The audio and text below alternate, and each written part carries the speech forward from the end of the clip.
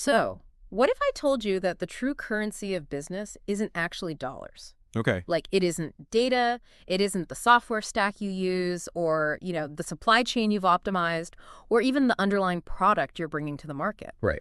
What if the true currency of like the absolute bedrock of any financial independence, is simply words? Wow. Okay. And what if the only thing actually standing between you and the kind of autonomy you've been chasing is just your willingness to collect a highly specific mathematical number of no's? I mean, it feels almost offensive to put it that simply, doesn't it? It really does. Because we spend so much time agonizing over financial models Yeah. and, market analytics. So boiling success down to just words and a tolerance for the word no, Yeah. it feels like a trick. Yeah, like an oversimplification. Exactly. Yeah. But when we look at the absolute, like the most successful entrepreneurs operating today, they all possess this specific, highly learnable trait. They treat communication not as a soft skill, but as an applied science. I mean, they have engineered the ability to turn language into literal capital. And that is exactly what we are stripping down to the studs today in this deep dive. I'm excited for this one. Yeah, we have a fascinating foundational blueprint in front of us. It essentially serves as a masterclass on the hidden psychology of entrepreneurship and marketing.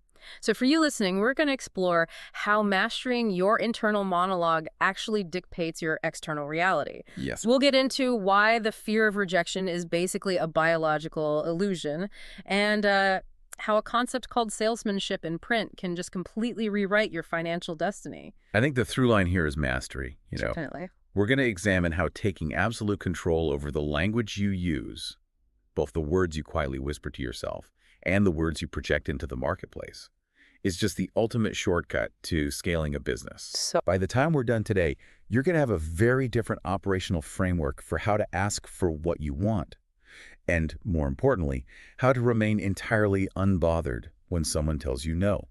let's jump right into the deep end then, because the opening premise we're looking at is pretty audacious. It is. The author throws out this concept that words, not numbers, dictate wealth. And to back it up, he pulls back the curtain on this highly exclusive millionaire-only seminar that he runs. Right. And the barrier to entry for this room is exactly what it sounds like. You literally have to be a millionaire. Yeah. You cannot buy your way in with a loan or credit. You have to have a verifiable net worth in the millions just to sit in a chair. Wow. So the room is this incredibly diverse cross-section of success. You've got, software developers sitting next to real estate moguls, sitting next to songwriters, authors, logistics executives. People who have nothing in common on paper. Right. On paper, their business models have zero overlap. But he makes this staggering observation about that specific room. He claims that you could take any single one of these men or women, strip them of their bank accounts, take away their smartphones, and just drop them in a foreign city where they don't know a single soul. Flat broke. Flat broke. And within 12 months, they would be millionaires again. Which kind of forces us to ask a really uncomfortable question about our own assumptions regarding wealth, right? Yeah, it really does. Because if you can drop someone in a foreign environment, flat broke, and they can just rebuild an empire in a single year, well, then their wealth was never stored in their bank account. Exactly. It wasn't tied to their intellectual property or, their real estate portfolio. It's entirely portable. Entirely portable. The wealth is a behavioral mechanism. Yeah. It's their capacity to select and arrange words that construct a compelling narrative. It's all about persuasion. Yes, if you understand the psychology of persuasion, you can generate capital out of thin air anywhere on Earth. I mean, you can convince a manufacturer to extend you credit. Right. You can convince a landlord to defer rent. You can convince a consumer to part with their money in exchange for your vision. The words themselves are the raw material of the wealth. I love looking at language as a tool of creation rather than just, a method of description. Absolutely. But where this gets really interesting and where I think a lot of standard business advice just completely misses the mark is that we aren't starting with the words you put on a billboard or like the script you hand to your sales team. No, not at all. This entire framework starts internally. It starts with the absolute isolation of your own mind. This is the crucial pivot right here. The author makes a statement that I think people really need to sit with for a moment. He says, you are the author of all your feelings. That's a heavy thought. It is. We don't experience the world directly. We experience our interpretation of the world. And how do we interpret? With words. We use words. We think in language. Therefore, the specific vocabulary of your internal monologue, your self-talk, acts as literal programming code for your nervous system. I've always thought about this like the bouncer at a nightclub. Oh, I like that analogy. Yeah, like in neuroscience, there's this concept called the reticular activating system, or the RAS. It's basically a bundle of nerves at our brainstem that filters out unnecessary information so our conscious brain doesn't just completely short-circuit and get overwhelmed. Right, because there's too much data coming in constantly. Exactly. Millions of bits of data. So your internal self-talk is essentially the club owner giving instructions to that RAS bouncer. That is a brilliant way to conceptualize it. Yeah. So how does the bouncer know who to let into the club? Right. So if the club owner, which is your internal self-talk, spends every morning saying, the economy is terrible, nobody is buying, this industry is rigged, I'm just not cut out for this. The bouncer nods and says, understood. Exactly. And then, throughout the day, the bouncer actively blocks your conscious mind from noticing the opportunities or the subtle buying signals or the creative pivots that are standing right in front of you. It only lets in the people, or the evidence, that prove your negative self-talk correct. You are literally blinding yourself to success because of the words you chose to use while you were, like, brushing your teeth in the morning. And the physiological consequence of that is profound. Yeah. I mean, we often fall into the trap of believing that our emotions are just these environmental weather patterns. Right, like they just happened to us. Exactly. Like, the economy dips, so I am anxious. The client cancels, so I am depressed. But the material we're analyzing today aggressively pushes back on that idea. It says we have control. It argues that your emotional state is completely independent of external events. It is entirely dependent on the meaning you assign to those events. And you assign meaning through the words you choose. Think about the cultural programming we all inherit, too. The author talks about the specific tape that played in his head growing up. Oh, yeah. The classic societal scripts. Yeah, we constantly hear phrases like, money is the root of all evil, or just get a safe, steady job and keep your head down. Or people like us don't do things like that. Right. If you don't actively audit that tape playing in your head, you are basically running a legacy operating system that was designed for mediocrity. And the danger of that legacy operating system is that it doesn't just keep you financially stagnant, it actually manifests physically. No, absolutely. If you feed yourself a constant diet of linguistic helplessness, your body responds with cortisol. You experience chronic stress, depression, and just a general lack of vitality. Your words are making you sick. Literally. The words you use literally dictate your physical health and your energetic presence. Which brings up a really beautiful point he makes about the definition of wealth itself. Because wealth isn't just a tax bracket, you know. Right. Words trigger the passions that make life fundamentally worth experiencing. Love, enthusiasm, profound inspiration. These are states of being that are accessed through language. Yes. If you can master the emotional vocabulary that invokes those strong, positive feelings within yourself, your entire energetic signature changes. And that energetic signature becomes a massive competitive advantage in business. How so? Well, when you operate from a baseline of enthusiasm and genuine self-belief, you become magnetic. People want to collaborate with you. High-level opportunities gravitate toward that specific frequency of energy. You can't just fake that kind of energy either. No, you really cannot fake it. You cannot project absolute confidence in a boardroom if your internal monologue is whispering that you are an imposter. People subconsciously pick up on that dissonance. So the immediate practical challenge for you listening right now is an internal audit. Yes, start there. Just pay attention to the passive commentary running in the background of your mind today.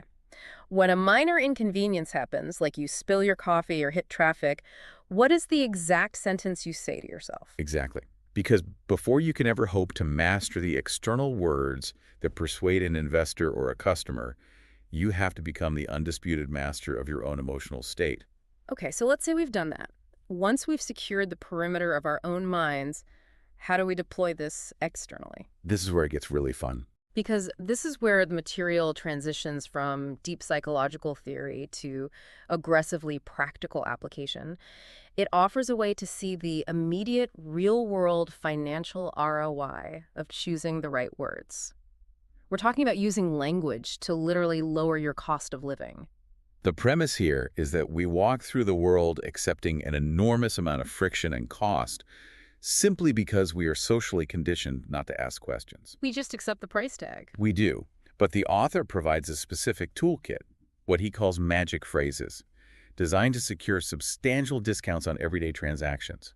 It's a risk-free, low-stakes environment to test exactly how much power words actually hold in the real world. I have to admit, when I first read this section, my heart rate went up a little bit. It's nerve-wracking. It is. The author's talking about getting up to 80% off the listed retail price on standard goods and services. So let's look at the actual verbatim phrases he suggests. They're so simple. Things like, what is your very best price? Is this price negotiable? Can you please do better than this price? And my absolute favorite for its sheer audacity, I always buy at a discount, can you give me your best near wholesale price? Now, what separates this from just being annoying haggling is the precise methodology of the delivery. Yes, the delivery is everything. The words themselves are really only 20% of the equation. The other 80% is behavioral.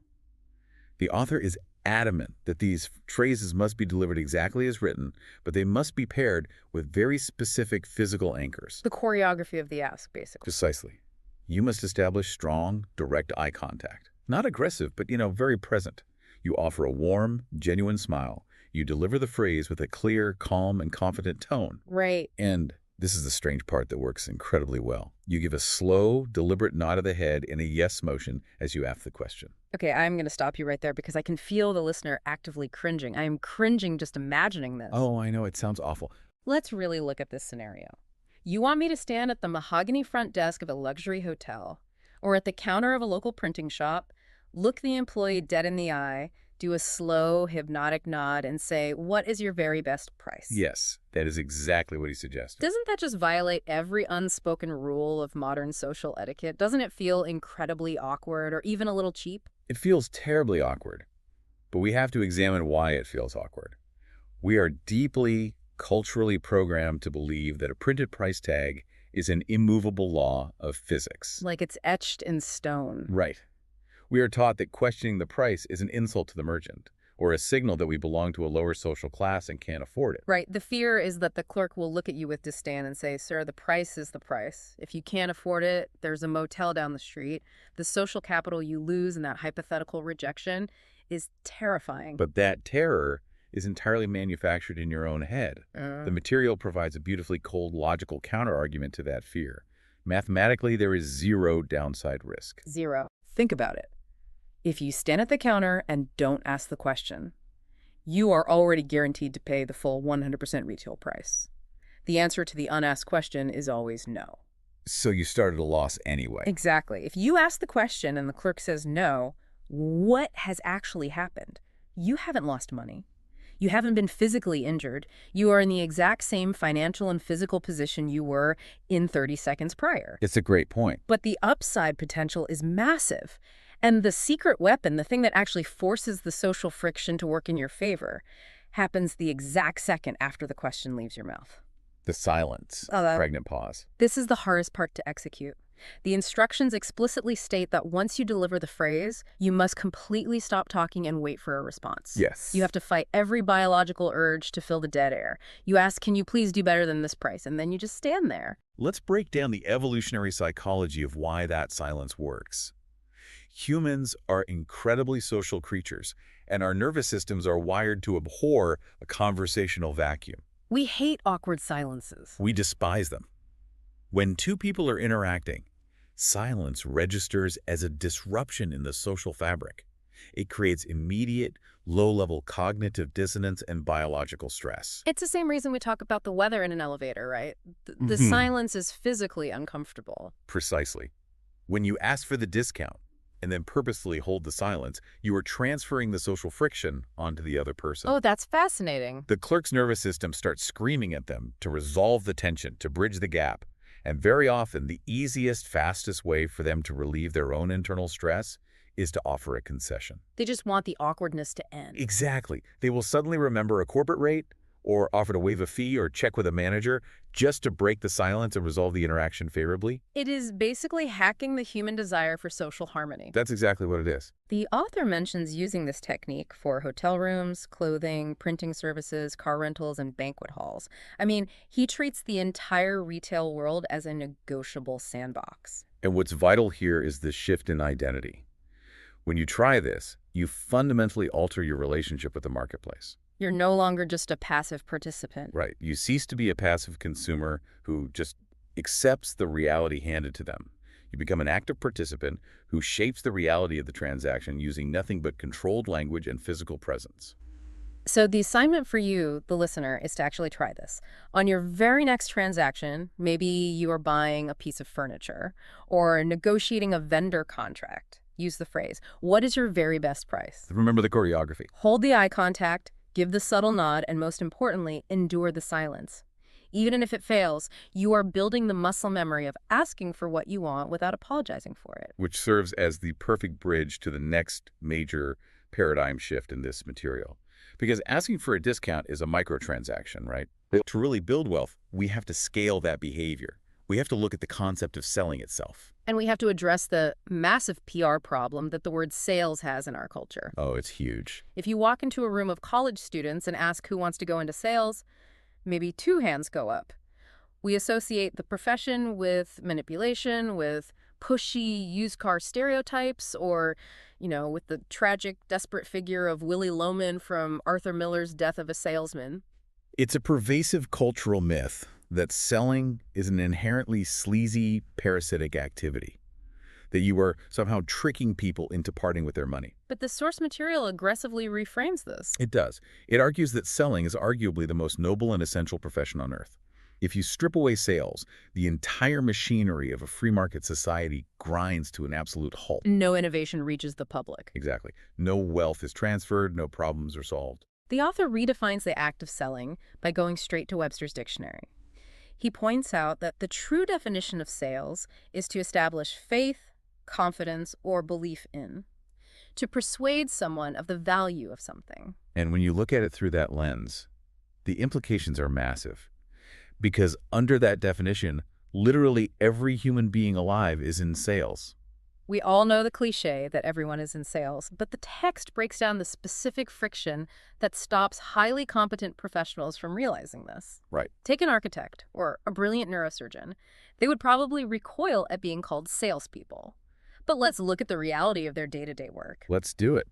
An architect can design the most structurally sound, aesthetically breathtaking building in human history. A masterpiece. But if they cannot sit in a boardroom and transfer their belief in that design to the real estate developers and the city planners, the building remains a piece of paper. It never gets built. They have to sell the vision. Yes.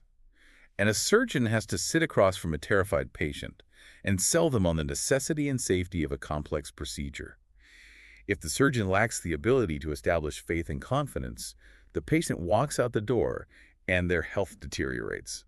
Your technical competence is irrelevant if others do not accept your ideas. That's the harsh truth. I love the real-world examples the author provides of people who shaped his understanding of sales without ever carrying a briefcase or working on commission. He looks at his own parents, who ran a very successful family restaurant.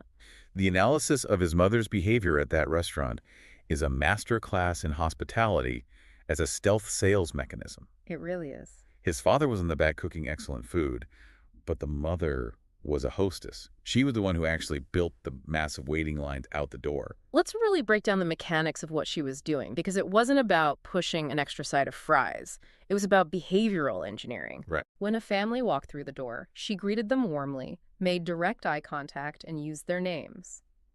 But the real magic was in how she managed the physical seating.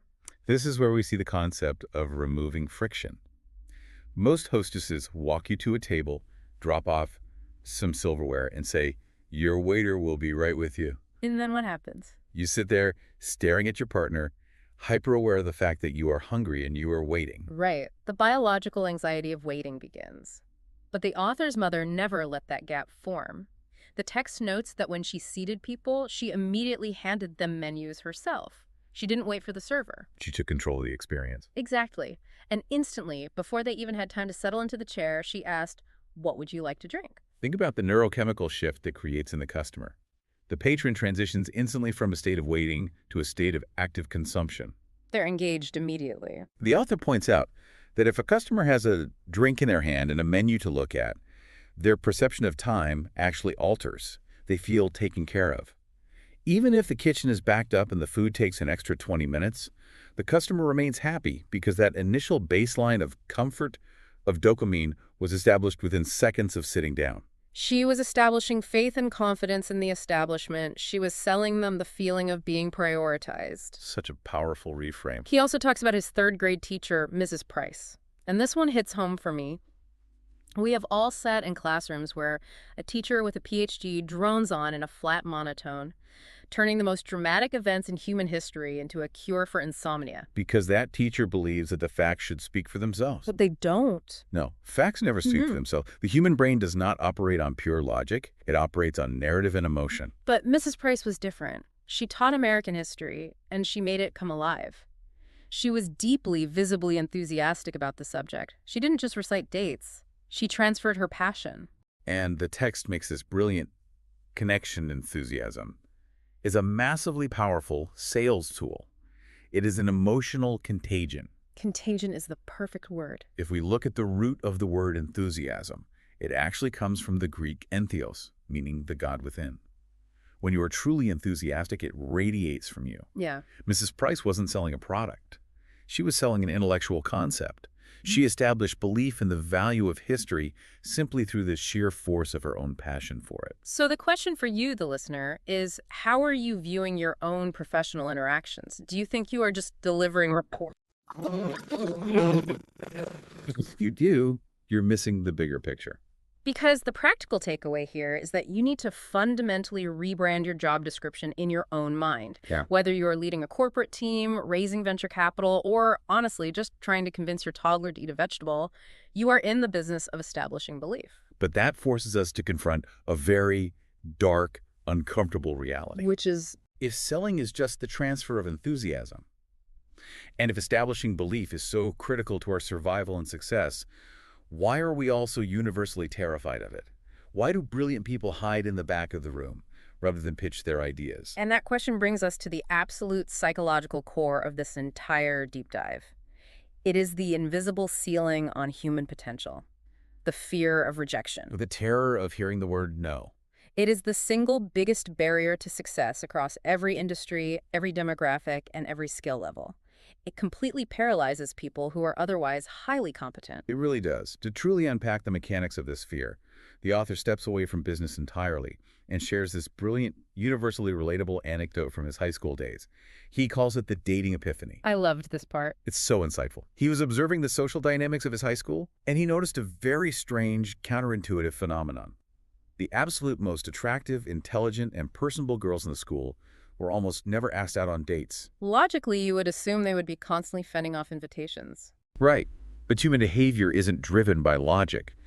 The author analyzed his peers, the smart, athletic, attractive boys, and realized they were completely paralyzed by the anticipation of emotional pain. They dreaded the feeling of rejection so intensely that they preemptively rejected themselves. They didn't fundamentally feel worthy. They looked at the top-tier girls and thought, she is out of my league. If I ask her and she says no, it will confirm every deep-seated insecurity I have about myself. So the author decides to treat this as a behavioral experiment. Of course he does. First, he has to hack his own internal programming. He goes back to that self-talk we discussed earlier. He consciously decides that he is worthy, he has a sense of humor, he has value to offer. He builds himself up. And he runs the worst-case scenario in his head. What actually happens if a girl says no? Do I spontaneously combust? Does the world end? He realizes the physical threat is zero. So he starts acting on this. He starts walking up to the most appealing, intimidating girls in the school and asking them out. And to his utter shock, the first few times he does it, they say yes. But he is incredibly self-aware in his analysis here. He doesn't attribute this success to suddenly becoming the most handsome guy in the room or having some incredibly smooth opening line. He's not delusional. No. He recognizes that his true differentiator, his competitive moat, was simply his willingness to risk the negative outcome. Yes. There is a quote here that I want to highlight because it is the thesis statement for risk-taking. Few people are willing to put themselves on the line for anything, be it a date, a rewarding personal relationship, a business loan, or asking for an order. It's so true. By simply being one of the rare few willing to tolerate the risk of a no, the mathematical odds shift massively in your favor. You are competing in a tiny pool of people willing to actually ask. But the real epiphany, the moment that permanently altered his psychological framework, wasn't the successes. It was what happened when he finally hit the wall. The inevitable rejection. Exactly. He called a girl named Carol L., and asked her to a dance. And she said no. She politely declined because she had an out-of-town boyfriend. Right. And as he hung up the phone, he took an internal inventory of his emotional state, and he realized something incredibly profound. It didn't hurt. It didn't hurt. How is that possible? Most high school kids would be devastated. It didn't hurt because he had already done the pre-work. He had used his positive self-talk to build a psychological firewall. He had decided, before he ever picked up the phone, that if a girl couldn't see his worthwhile qualities or couldn't go out with him, it was a reflection of her circumstances, not his value. This is such a critical distinction. He didn't internalize the rejection as an indictment of his identity. Let's look at this through the lens of cognitive behavioral therapy, or even ancient Stoicism. A no is not a judgment on your soul. It is simply situational data. Situational data. I like that. Carol L., having an out-of-town boyfriend, was a logistical fact of the universe. It had absolutely zero bearing on the author's fundamental worth as a human being. But the tragedy is, his friends admitted that even if they had known about the out-of-town boyfriend, they still would have felt personally rejected. They would have internalized the situational data as personal failure and stayed home pining away. This is the exact mental block that kills startups. Correct. We attach our ego, our deeply held identity, to the outcome of a pitch.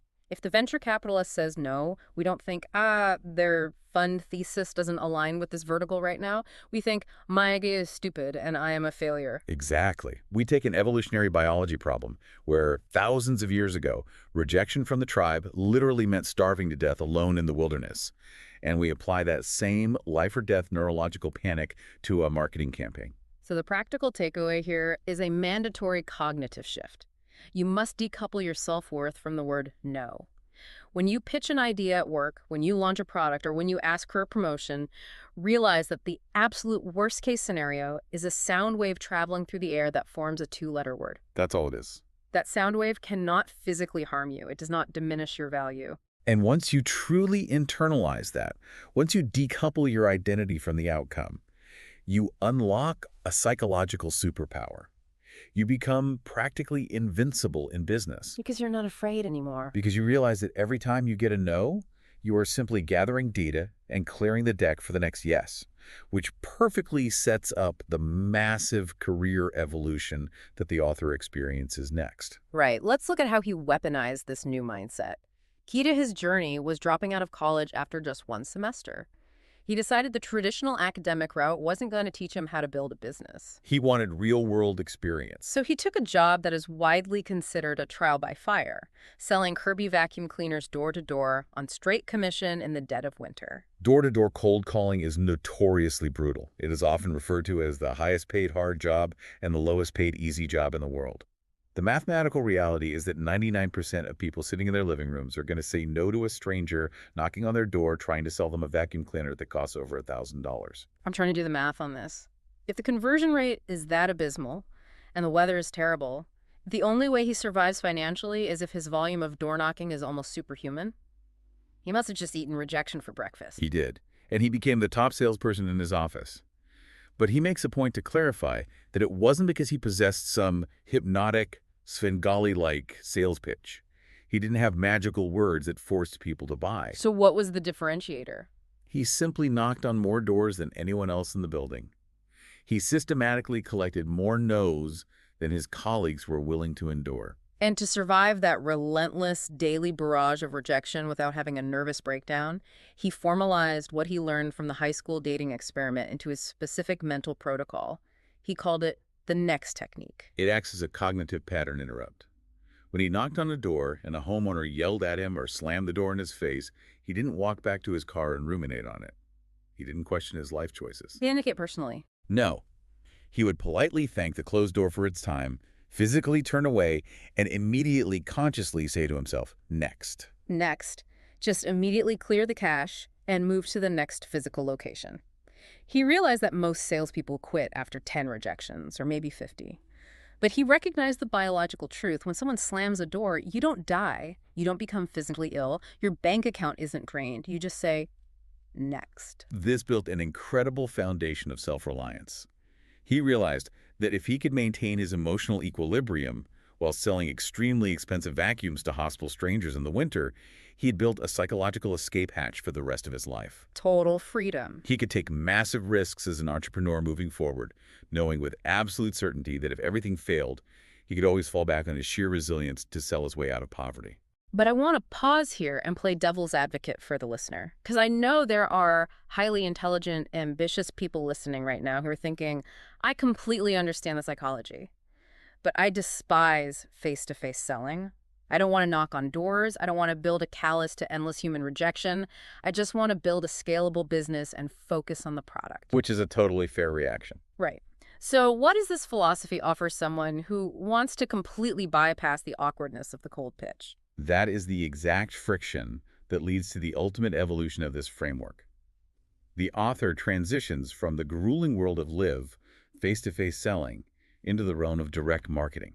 And he describes it as the easiest, most frictionless way to sell anything on earth. How does he make that leap? He realizes that if he can take the precise psychological triggers he used on the doorstep, the establishment of belief, the enthusiasm, the compelling offer, and encode those triggers into written words, he can let the media do the selling for him. He automates the pitch. Exactly. He can generate massive worldwide sales without ever having to look another human being in the eye and risk personal rejection. He tests this initially with a business he started called Peterson's House of Fudge.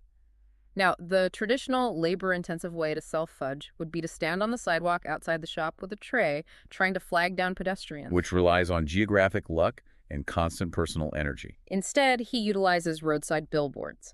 He places signs 20 miles away from the shop with incredibly simple, benefit-driven phrases. Things like, see candy made, free samples, 77 flavors of fudge. Very direct.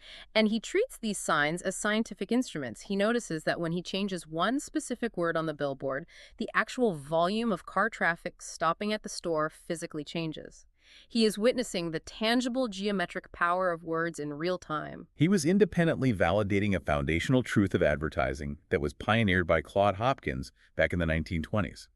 Hopkins wrote a seminal book called Scientific Advertising, and he famously defined advertising as simply salesmanship in print. Salesmanship in print. Direct marketing is taking the entire psychological arc of a one-on-one sales presentation, condensing it, and scaling it through mass media.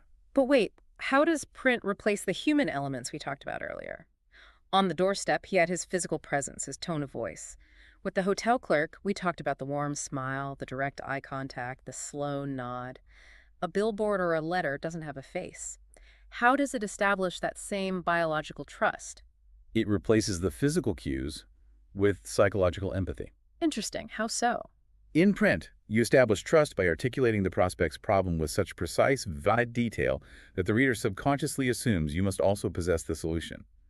You use formatting, bold text, bullet points, conversational tone to simulate the pacing and inflection of a human voice. The words themselves have to carry the emotional weight of the smile and the nod. And the scale he achieved with this is mind-blowing. He went from relying on people driving past a billboard to handing out mail order catalogs inside his 30 retail shops. And then the true magic of direct response clicked. The mail orders. People who had never set foot in his store, who lived in completely different states, started reading the catalog and mailing him checks in advance for products they had never tasted. This completely fractures the limitations of geography and time. Direct marketing allows you to clone your best sales presentation and deliver it to 100,000 people simultaneously while you were sleeping. And beyond the scale, the author highlights two massive advantages to this method. First, it entirely eliminates the emotional drain of personal rejection, Which is huge for most people. If a direct mail campaign flops and gets a 0% response rate, it's frustrating, sure, but the prospect isn't slamming a door in your face. They aren't judging your clothes or your voice. They just quietly threw a piece of paper in the recycling bin. Your ego's protected. You just look at the numbers, tweak the headline, and mail it again. And that leads to the second massive advantage. It is a mathematically pure science. In traditional brand advertising, you spend $1 million on a TV spot and hope people feel good about your logo. It's basically guessing. But in direct marketing, every single ad, every sales letter, every email is coded and tracked. You know exactly how many dollars you spent to mail the letter and exactly how many dollars came back in the envelope. You can measure the precise financial value of a single word change. He used this exact scientific method to bypass the gatekeepers of the publishing industry. He wrote a book about how to form a corporation without needing an expensive lawyer. He pitched it to traditional publishers, and 9 of them rejected it. A normal author would be devastated by 9 no's. But he had the next technique programmed into his DNA. Exactly. He didn't care about the publisher's rejection. He self-published the book and went directly to the market.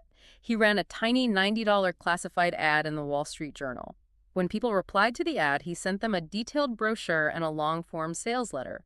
That $90 investment brought back nearly $400 in direct orders. He found an algorithmic money printing press.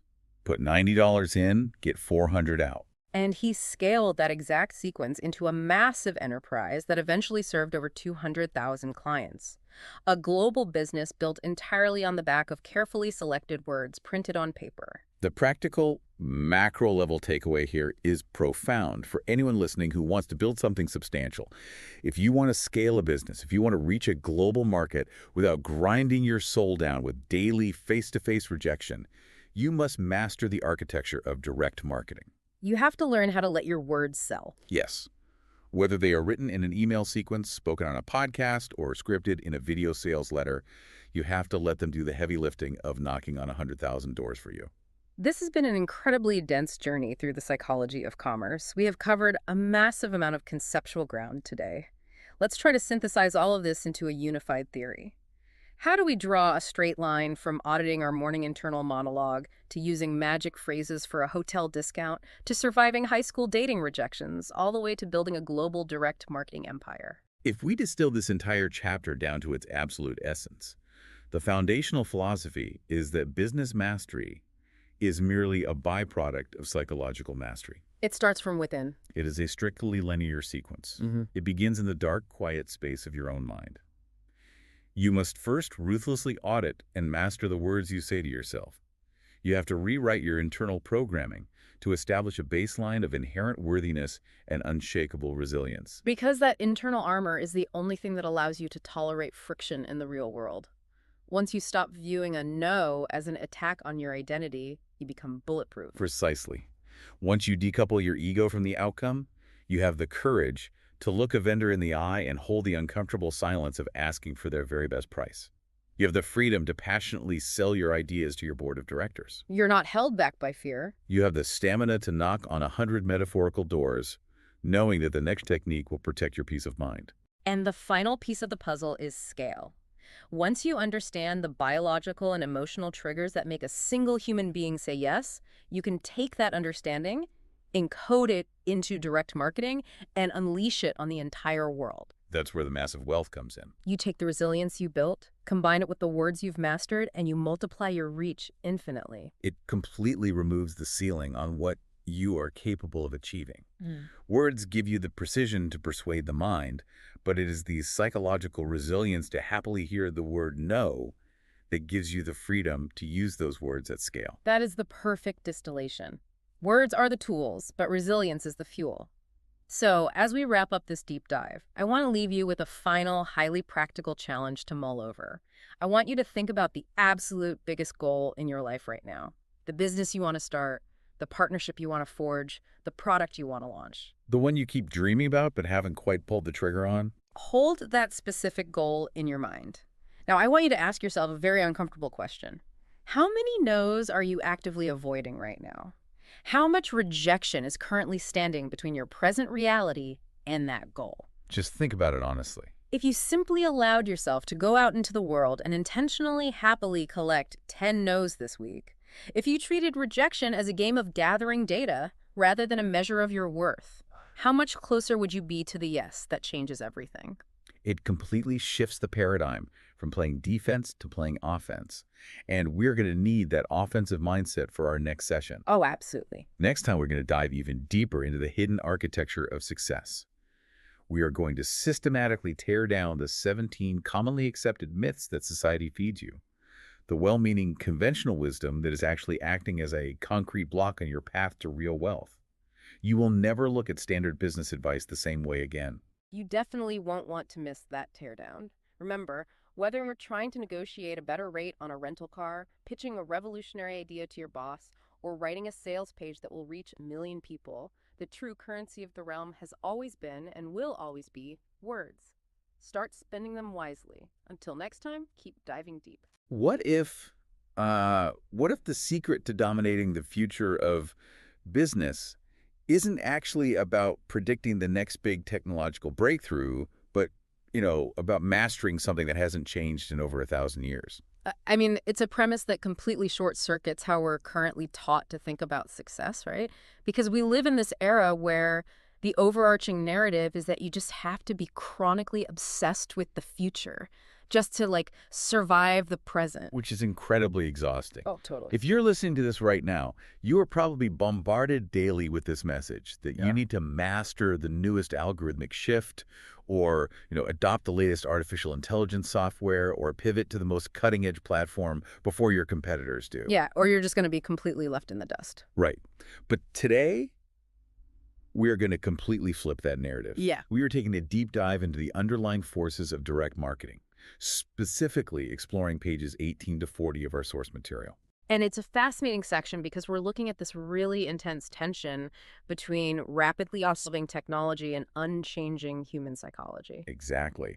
And, whether you're launching a side hustle out of your garage or scaling some massive corporate enterprise, or even if you're just intensely curious about the invisible forces that compel us all to buy it, this is your blueprint. It really is. Because if you can grasp this one paradox we're going to talk about today, you will possess an absolute unfair advantage in whatever enterprise you pursue. Because while everyone else is like draining their capital and their sanity trying to invent a completely new kind of wheel, you're going to be focusing on the actual physics of why a wheel turns in the first place. I love that analogy. Thanks.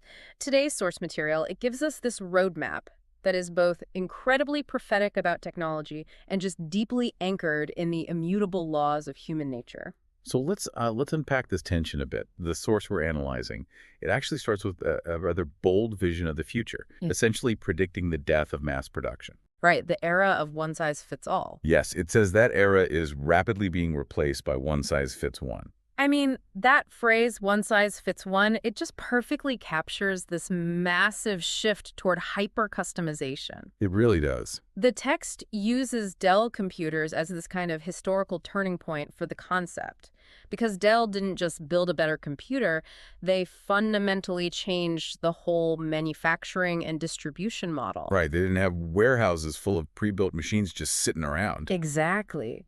They transitioned from being a traditional inventory-heavy tech company to this marketing-driven company that operated with virtually zero inventory. Wow. Yeah, they didn't build a machine until a specific human being told them exactly what they needed that machine to do. It's just the ultimate pivot, right? From pushing a product onto the market to letting the market pull the product out of you. That's a great way to put it. And the source doesn't just stop at computers either. It uses this fascinating example of a cutting-edge fitness center in Switzerland. Oh yeah, this part is wild. Yeah. So imagine walking up to a piece of exercise equipment, right?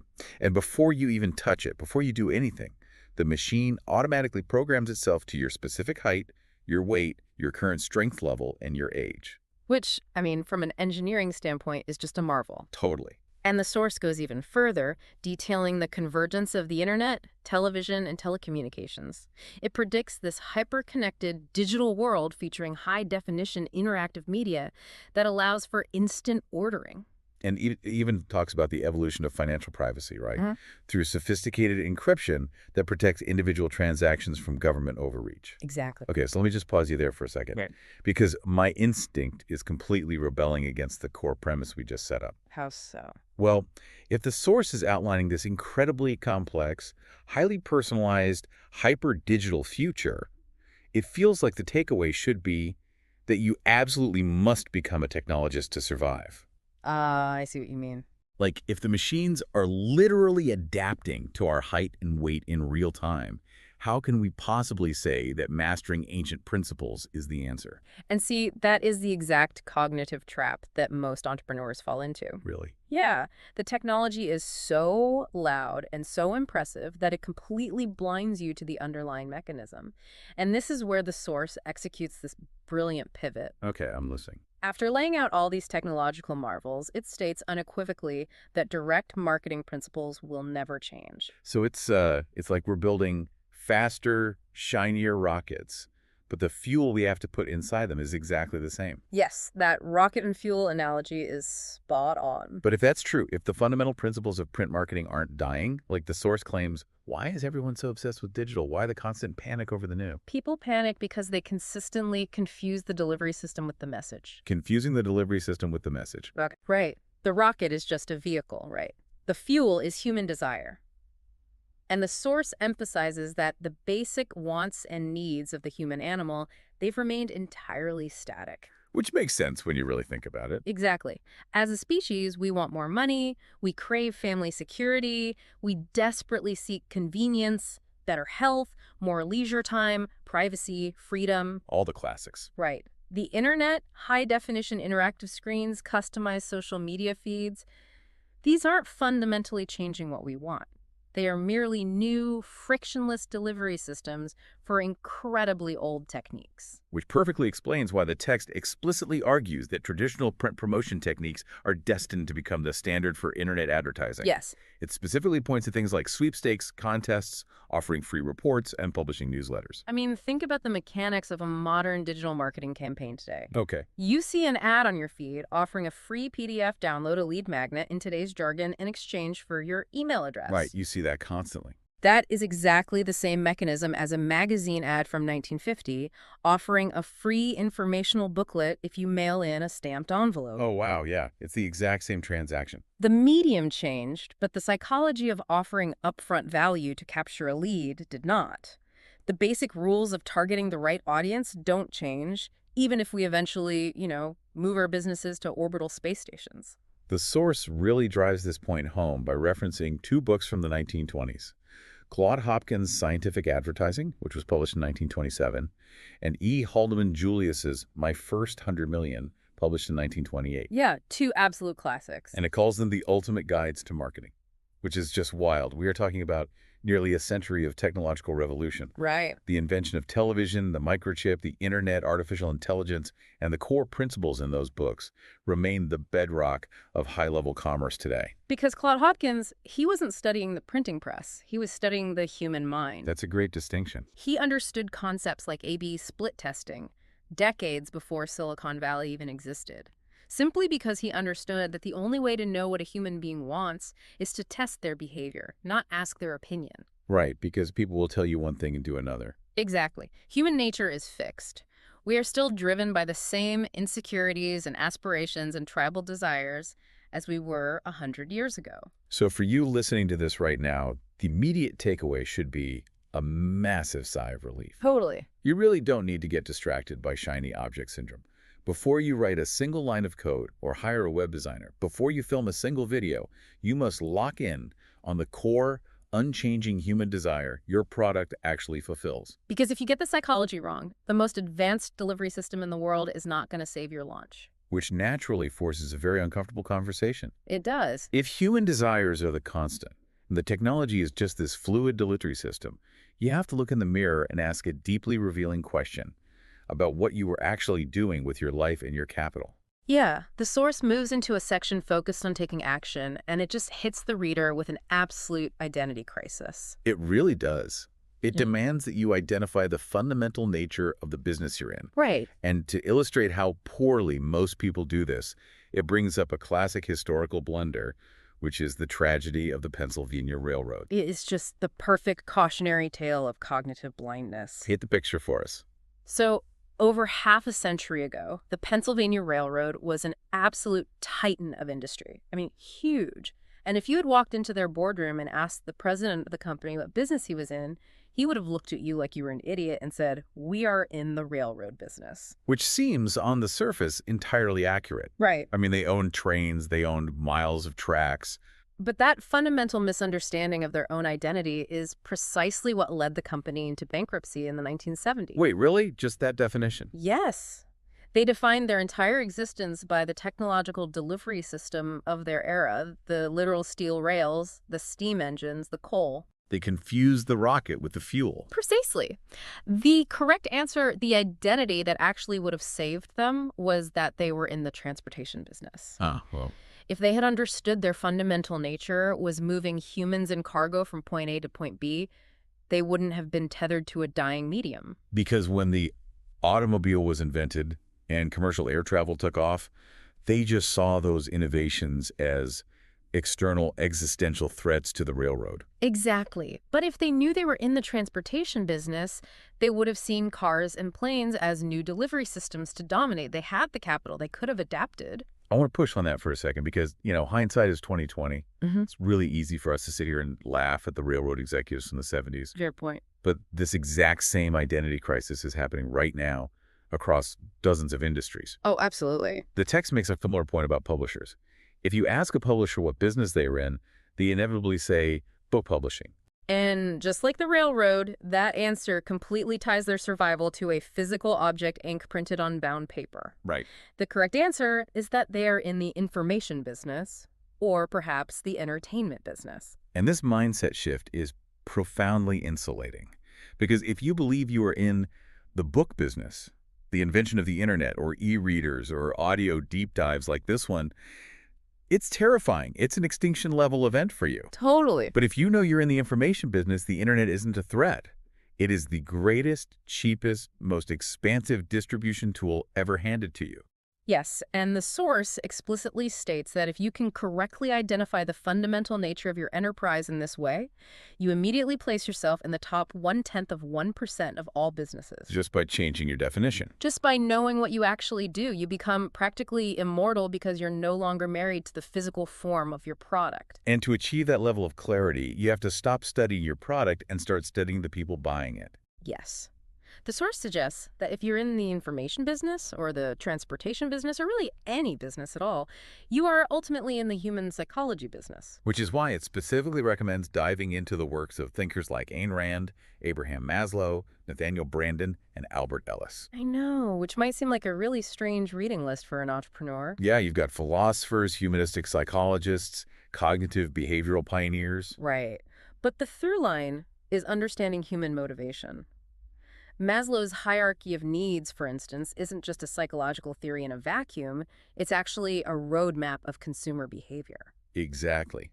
If you can identify the psychological itch that makes a person reach for their wallet, if you understand the underlying emotional friction they're trying to resolve, you can prosper in any era, regardless of what the prevailing technology is. And it requires you to ruthlessly strip away all the superficial layers of what you sell. So let's turn this on you, the listener, for a minute. Try this mental exercise today. Just strip away the physical form of your product or your service. Really strip it down. Yeah, strip away the website, delete the app from your mind, tear down the brick-and-mortar storefront. If all of that disappears, what is the actual raw human problem you are solving for another person? What is the emotional relief you provide? Exactly. That is the business you are really in.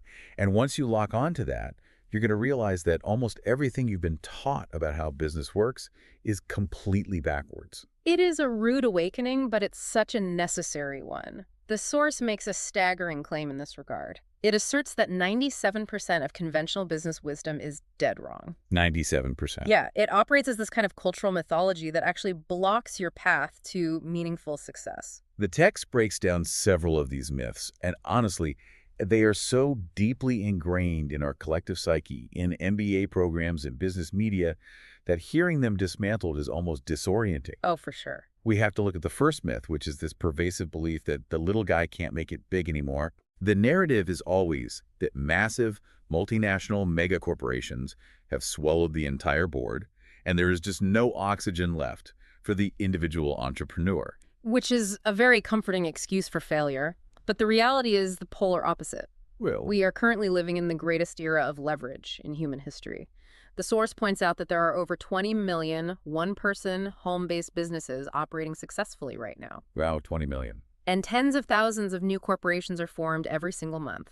The vast majority of them are small, individual enterprises started with little to no upfront capital. So corporate bloat is actually a vulnerability, not a strength. Oh, massive vulnerability. Large corporations move slowly. They are bogged down by bureaucracy, meetings about meetings, and this terrified middle management layer that just refuses to take risks. Right. Nobody wants to get fired for trying something new. Exactly. But the individual entrepreneur, armed with the very technology we discussed earlier, global connectivity, digital storefronts, automated software. They can pivot, adapt, and serve a hyper-niche market before a massive corporation even notices that market exists. That makes total sense. The democratization of access means the little guy has actually never had a sharper competitive edge. That transitions perfectly into the second myth, which I think might be the most dangerous one for anyone writing copy or trying to sell anything. Oh yeah, this is a big one. The myth is so simple, it's just people buy what they need. It sounds incredibly logical, doesn't it? It really does. We like to flatter ourselves by believing we're rational creatures making calculated, utilitarian economic choices. But the neurological and behavioral reality is that people buy what they want. Needs are actually quite small. Wants are infinite. The source uses a brilliant, undeniable example to prove this. Imagine standing in front of a room full of people and asking, how many of you want a brand new Mercedes-Benz or a Rolls-Royce or a Porsche? I mean, almost every hand in the room is going to shoot up. Exactly. But if you change one word and ask, how many of you need a Mercedes? No hands go up. None. Because a need is just a baseline requirement, right? Huh. If you purely need transportation, if the only goal is moving your physical body from your house to your office, a rusted, used $500 car will solve that problem entirely. It perfectly fulfills the utility. But nobody aspires to the rusted car. You buy the Mercedes for status. You buy it for prestige. You buy it for the way the heavy thud of the car door makes you feel secure. Yes. Or how the emblem on the steering wheel signals to your tribe that you have achieved a certain level of dominance. You are purchasing an emotional state, not a mode of transport. And this leads right into a massive friction point, which is myth number 3. The idea that logic sells products and services. Oh, this one drives me crazy. I see this constantly. Business owners will fill their pitch decks, their advertisements, their websites with just irrefutable logic. They list the bullet points, the technical features, the battery life, the dimensions, the cost-benefit analysis. And then they just sit back, completely stunned, when the market ignores them. Exactly. Why does that happen? Because they're speaking the wrong language. The reality is that emotional appeals are the only things that initiate action. Interesting. Logic is only used after the fact to justify the emotional decision to ourselves and to others. The source states that nearly all human action is the result of an emotional reaction. Emotion is the raw power that builds cathedrals, starts revolutions, and scales companies. Beautifully said. Okay, but here's where it gets really interesting, and I have to challenge this a bit. Bring it on. Because it sounds great when we're talking about luxury cars or consumer goods, right? Yeah. But if I'm selling complex, multi-million-dollar enterprise software to a giant, faceless corporation, conventional wisdom screams that I have to use logic. Right, of course. I have to list the technical specs, the server integration capabilities, the exact return on investment. Are we seriously arguing that I need to appeal to a Fortune 500 CEO's personal, squishy emotions? I love that you brought this up because it strikes at the very heart of the fourth myth, which is that business to business, or B2B marketing, is somehow fundamentally different than business to consumer marketing. Has to be right.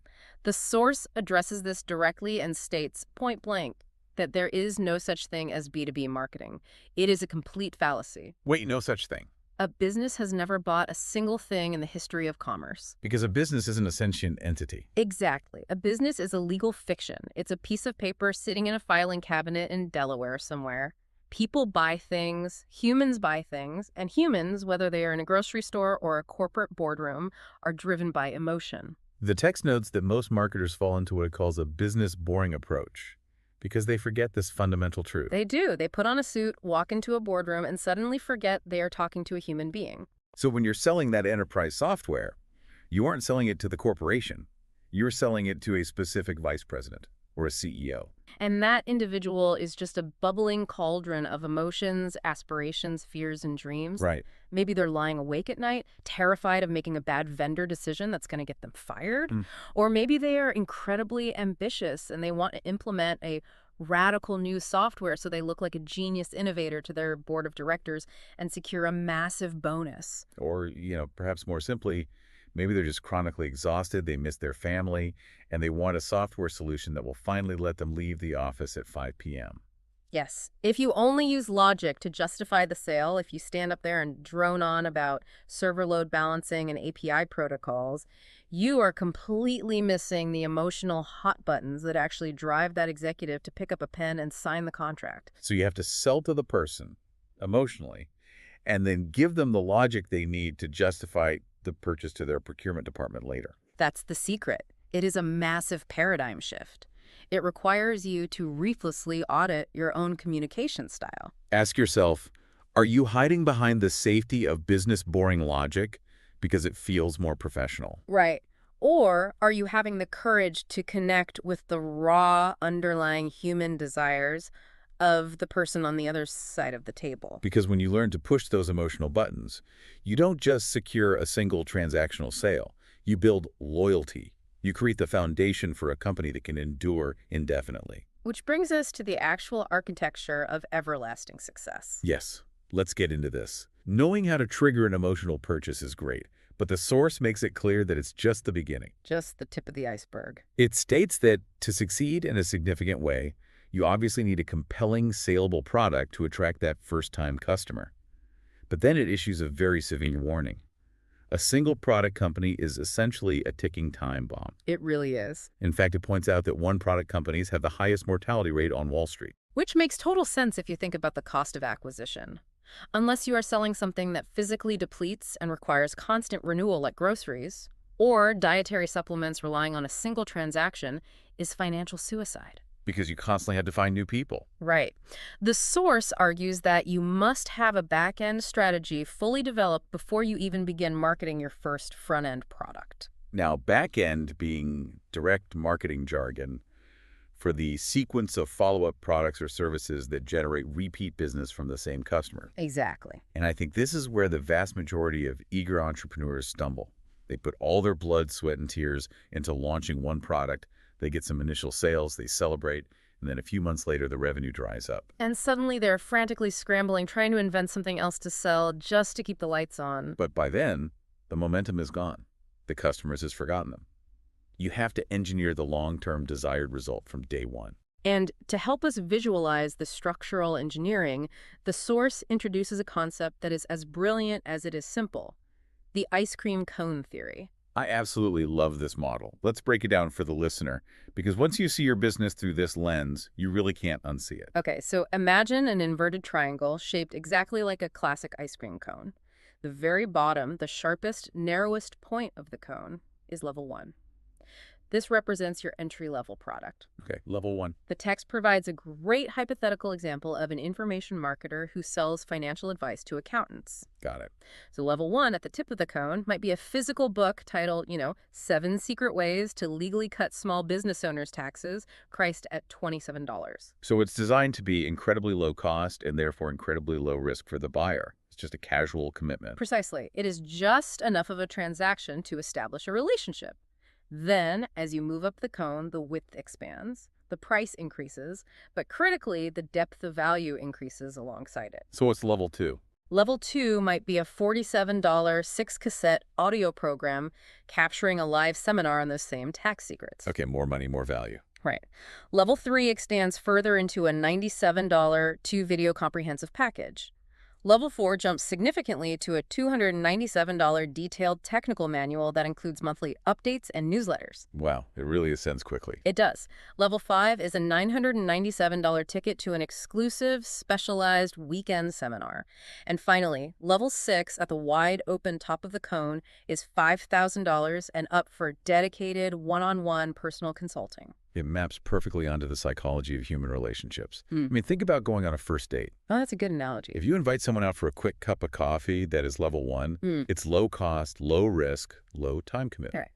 Now, if you show up to that coffee date on time, you're incredibly charming, you listen well, and you insist on paying the bill, you have massively over-delivered on a low-risk proposition. Yes, you exceeded expectations. Because you did that, the friction required to get a second date, maybe an expensive 3-hour dinner, which would be level 2, drops to almost 0.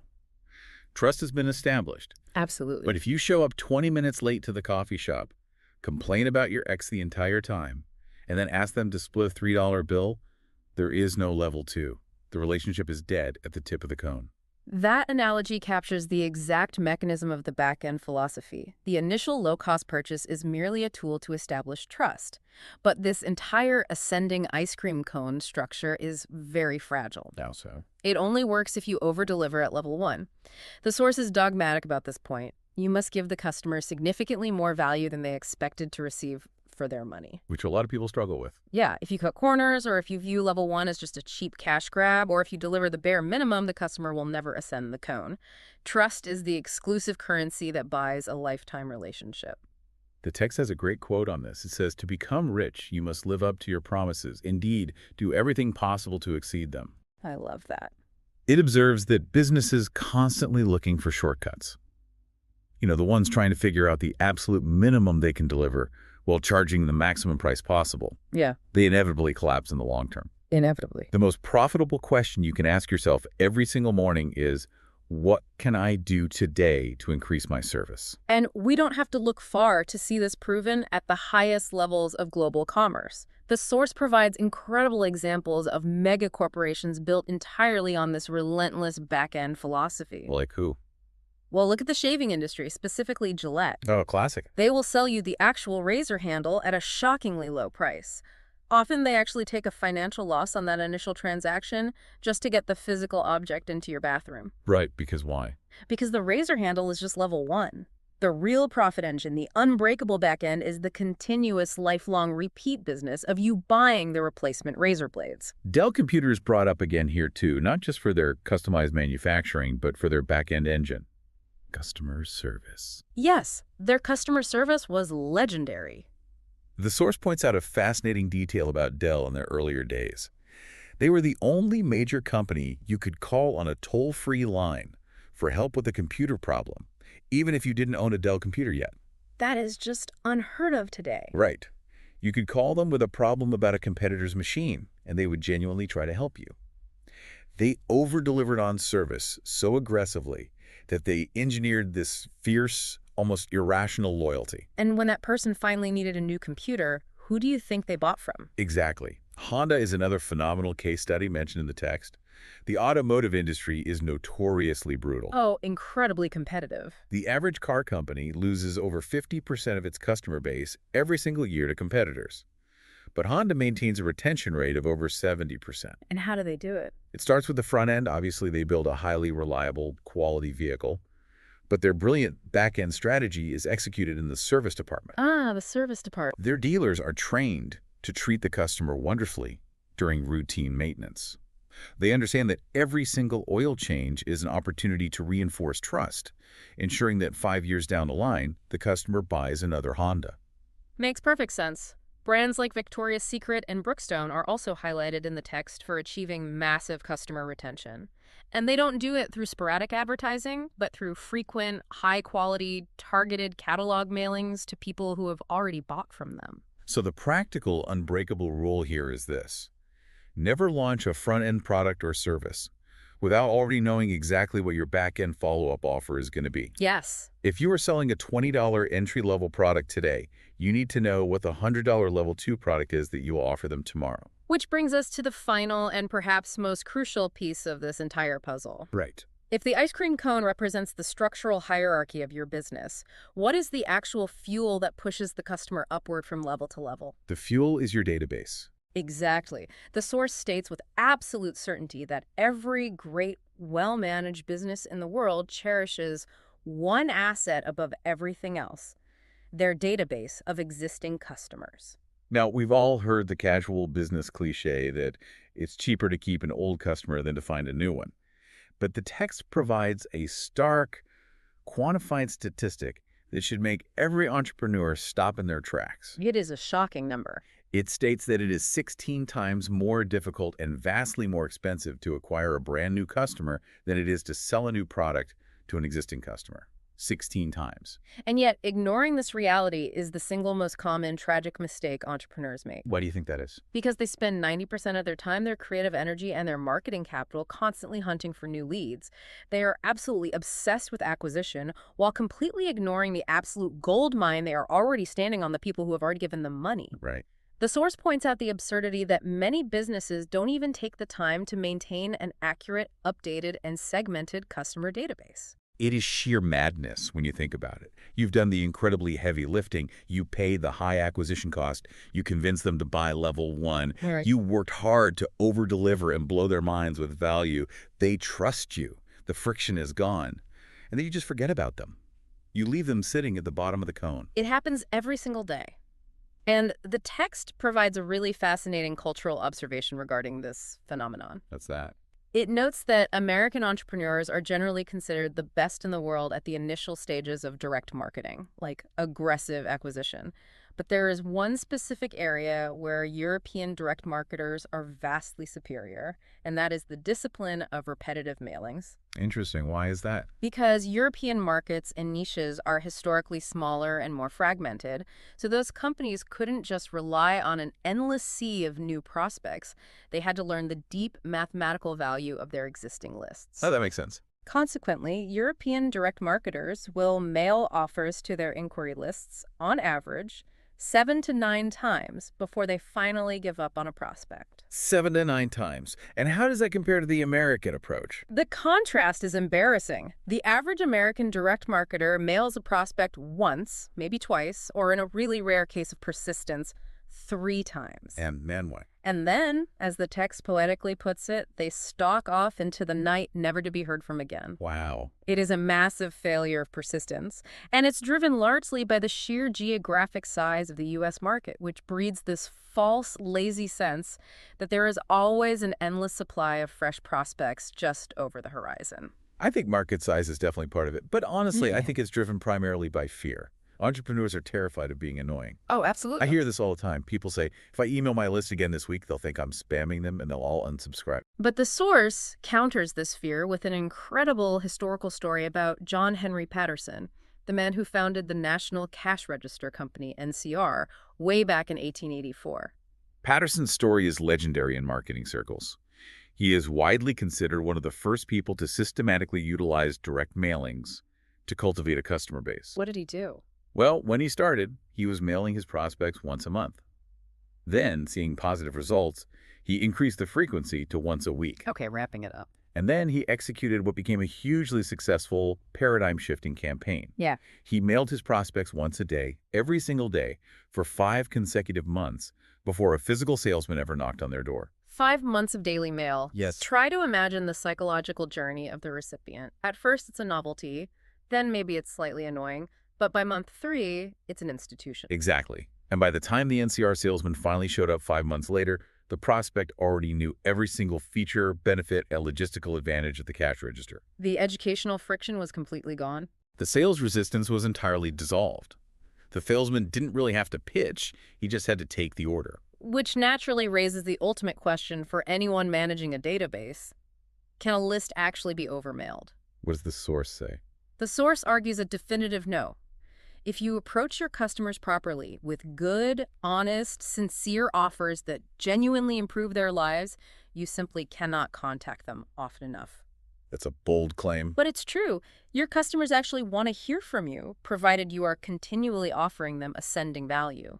The source even distills this into a brutal rule, it says. In direct marketing, delay is death. Delay is death. Every single day you aren't communicating with your database, you are allowing them to forget you. The relationship is cooling, and they are moving one step closer to the warm embrace of your competitors who are willing to communicate.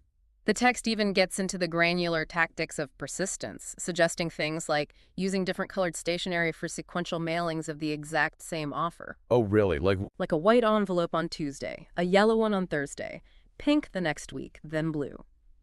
The goal is simply to ensure the message breaks through the visual clutter of everyday life. It's just relentless persistence. It is.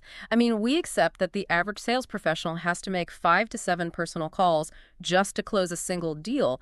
Why on earth would anyone assume a single email newsletter or one direct mail letter is enough to move a human being to action? So I want you to look at your own contacts today.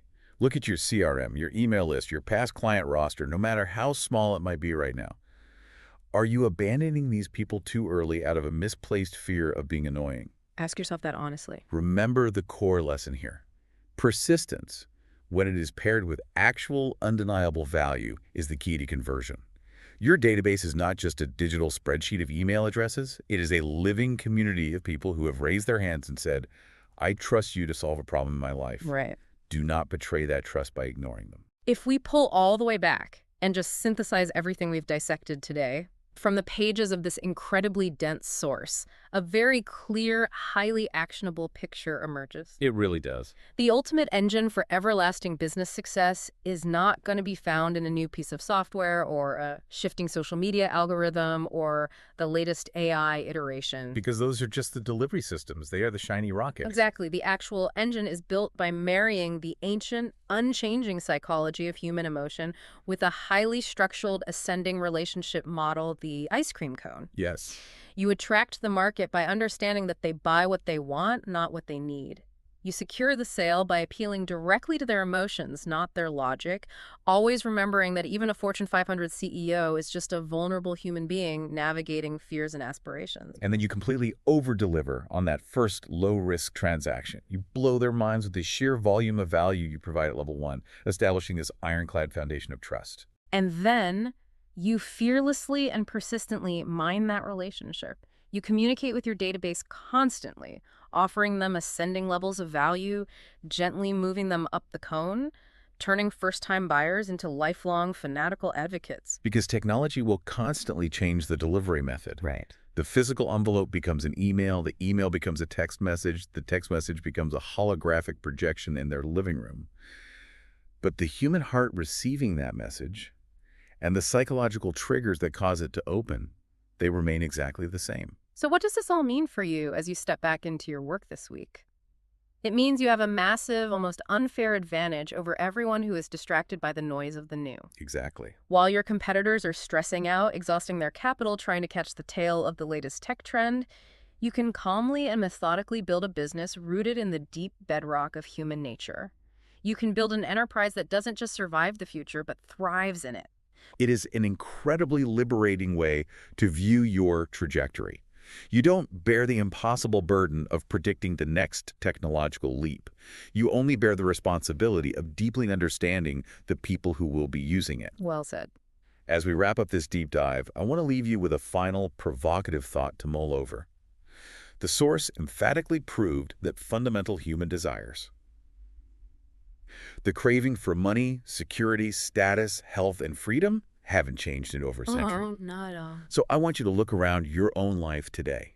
Look at the products you consistently buy, the services you use, the premium subscriptions you happily pay for month after month. Really examine them. Ask yourself, what is the one deep-seated, unspoken emotional desire that your favorite brand is secretly satisfying for you right now? Are they really selling you logic and utility, or are they selling you a feeling you desperately want to hold on to?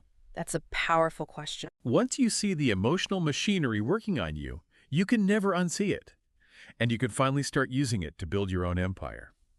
Thanks for joining us on this deep dive. We'll catch you next time as we continue to explore the hidden ideas that shape our world. Why do so many seemingly brilliant one-product businesses just die out in an absolute flash, while others, often with far less flashy products or honestly kind of boring products seem to thrive forever? Right, it's something you see all the time. Yeah, like there's a massive launch, everyone on your feed is talking about them, the founders on every magazine cover, and then maybe 18 months later, you go to their website and the domain is parked. They're just gone. It is the great paradox of modern entrepreneurship.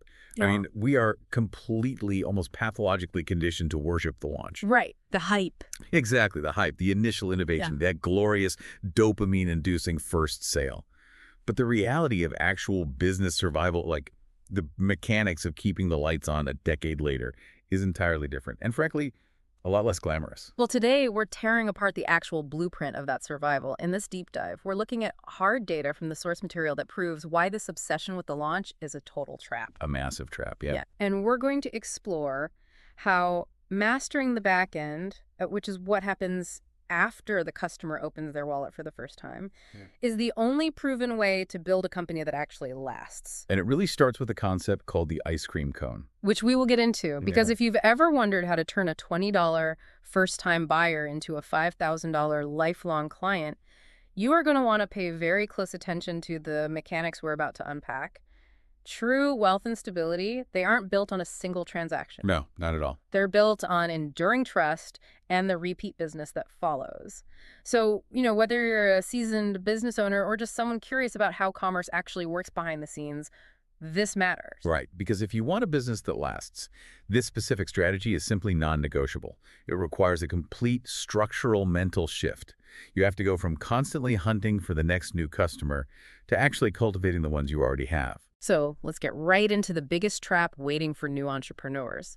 Because the data on this from the sources we're looking at is actually terrifying. Oh, it's brutal. The deadliest mistake you can make statistically is starting a company with just one product and relying entirely on it for your survival.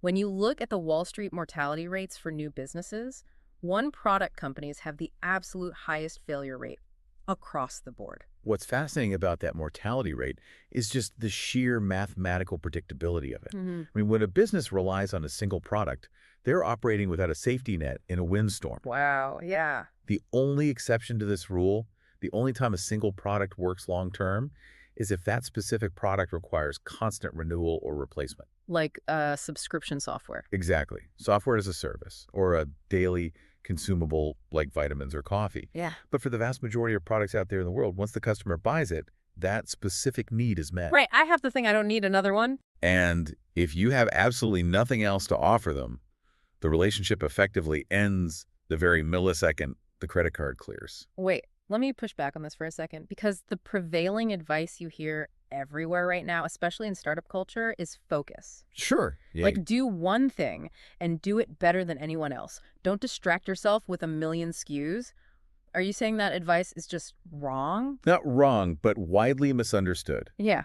Because there's a massive difference between operational focus and having zero follow-up strategy. Ah, okay. You absolutely should focus all your front-end marketing on a single compelling entry point. But behind that door, you need a hallway leading somewhere. A hallway, right? The failure happens when you launch, you get some initial sales, you celebrate, and then usually when you realize you need more revenue to make payroll, you start frantically scrambling to figure out what else you can sell these people. I see. So it's the scrambling that kills you. Exactly. By the time you realize you need a second product, you have already lost invaluable time and, honestly, more importantly, psychological momentum with your buyers. Which is huge. Right. The data is incredibly clear on this. The resulting lost time and lost sales from that delay, they can never be recovered.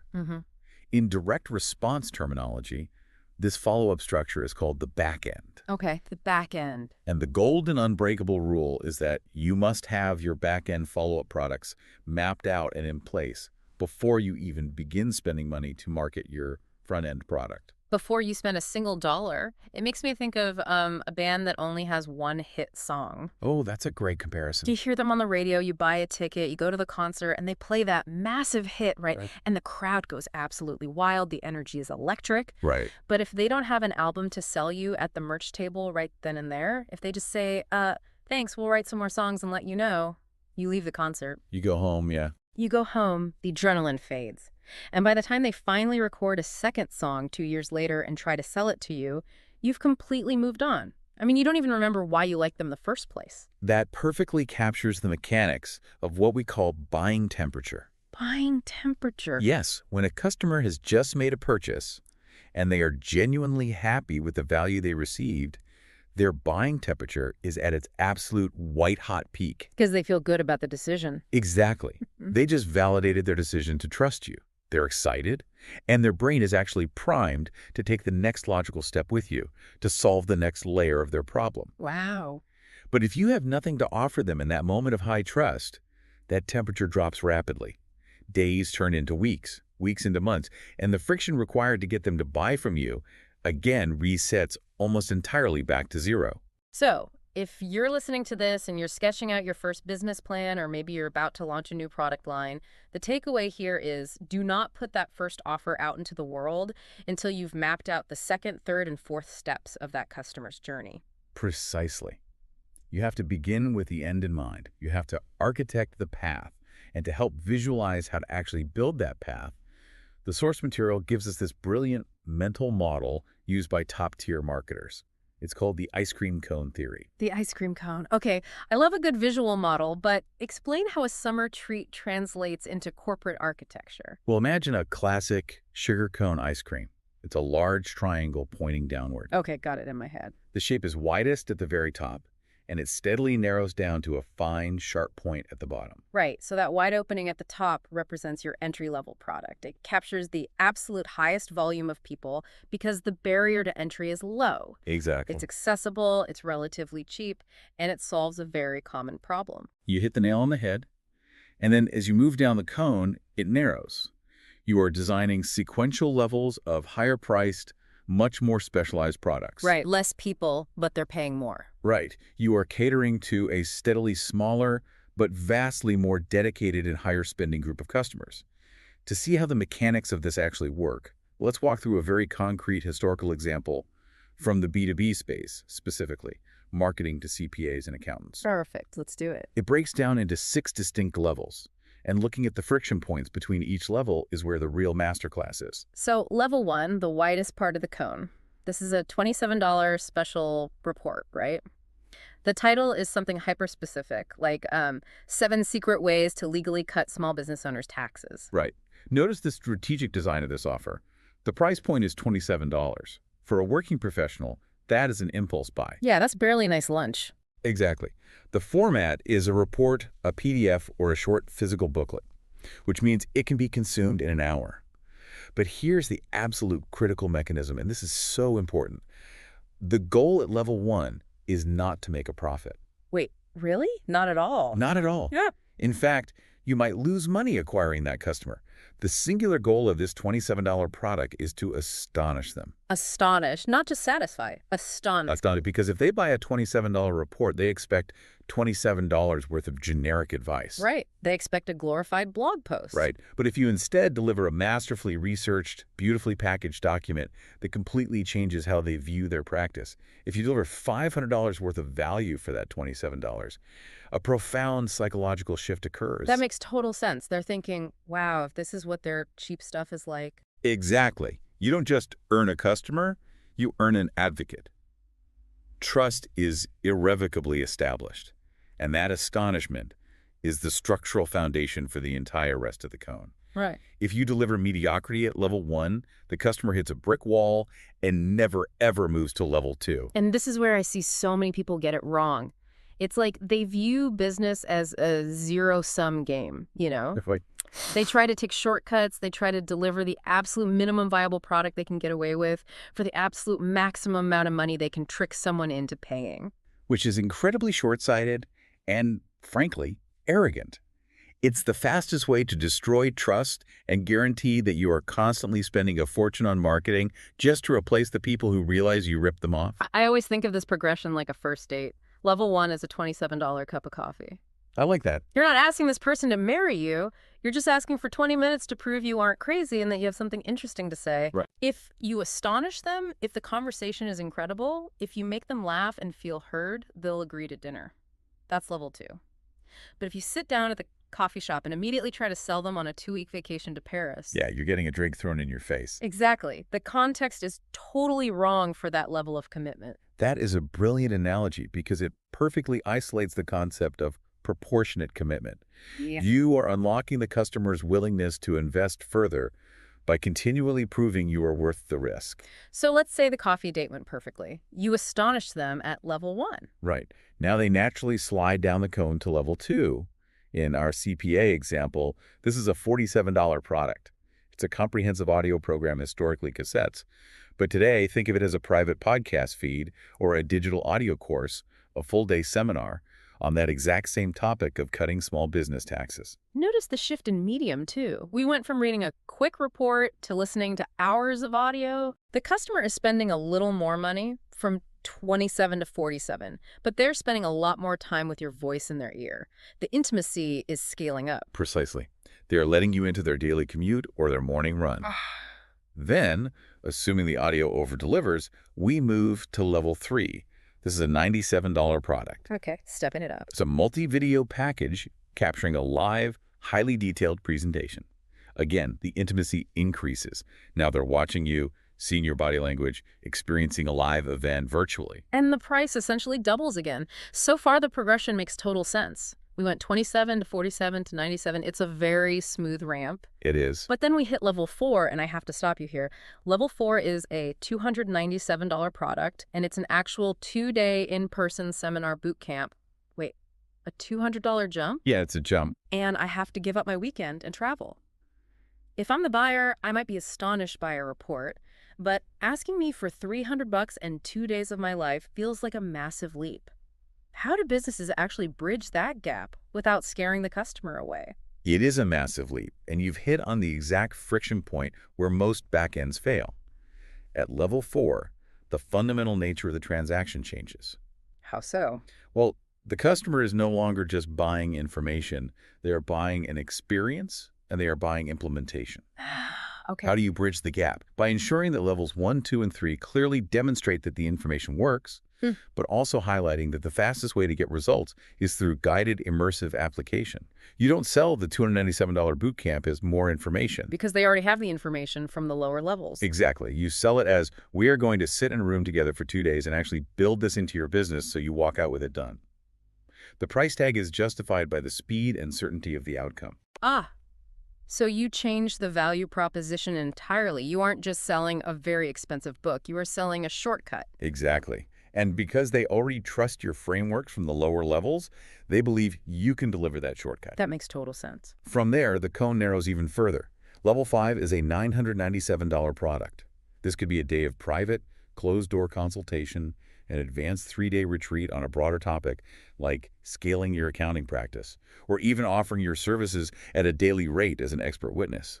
So the intimacy here is almost one-on-one. You're moving from a crowded boot camp to sitting across a desk from someone, hence the $1,000 price tag. Right. The value is now deeply customized to their specific problems. Finally, we reach the very bottom, the sharp tip of the cone, level 6. A peak. Or the point, yeah. This is a $5,000 plus offer.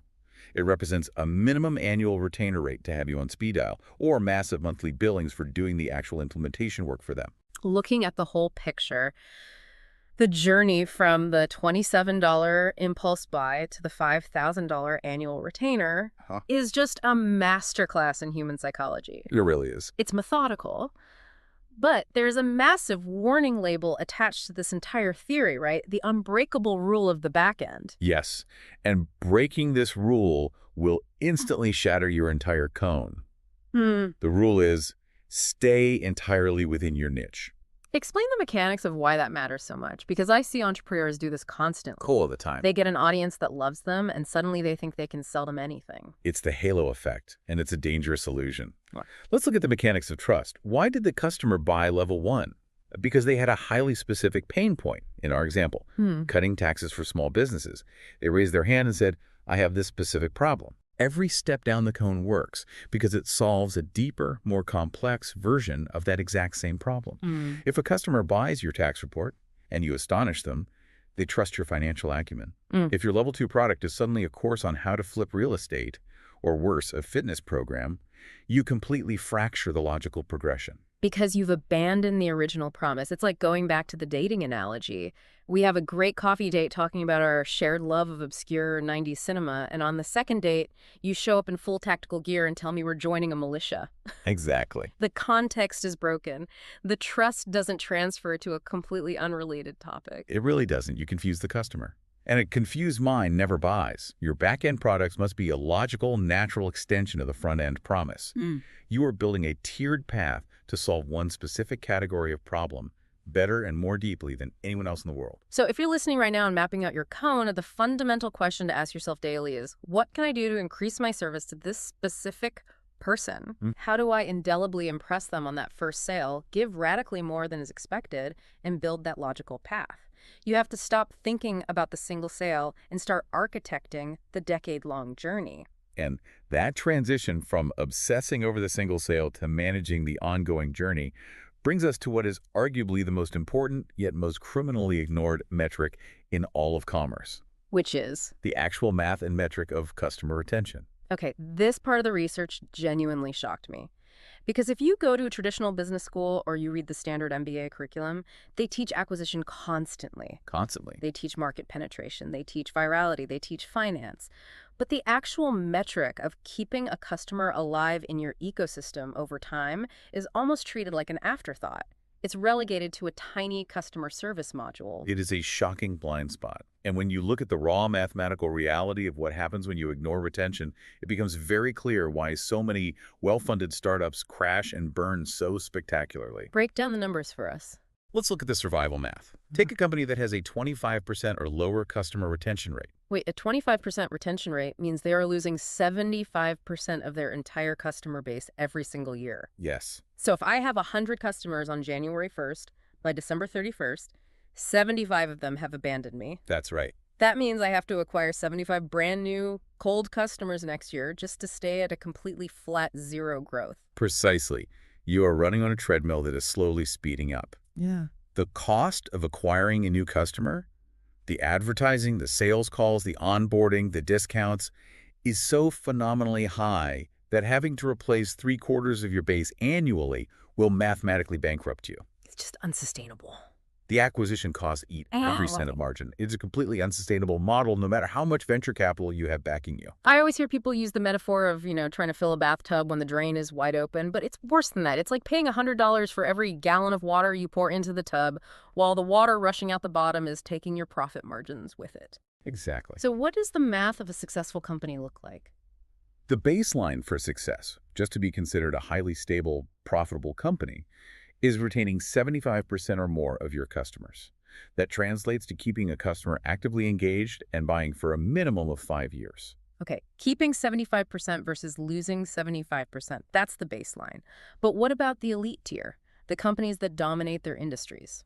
The mega success companies, the ones that become institutions, retain 90% or more of their customers, which means they are keeping an individual buyer in their ecosystem for an average of 10 years. 10 years. I mean, imagine the lifetime value of a customer who stays with you, trusting you, and buying your back-end products for an entire decade. It's massive. And the math behind this is where the real light bulb moment happens for me.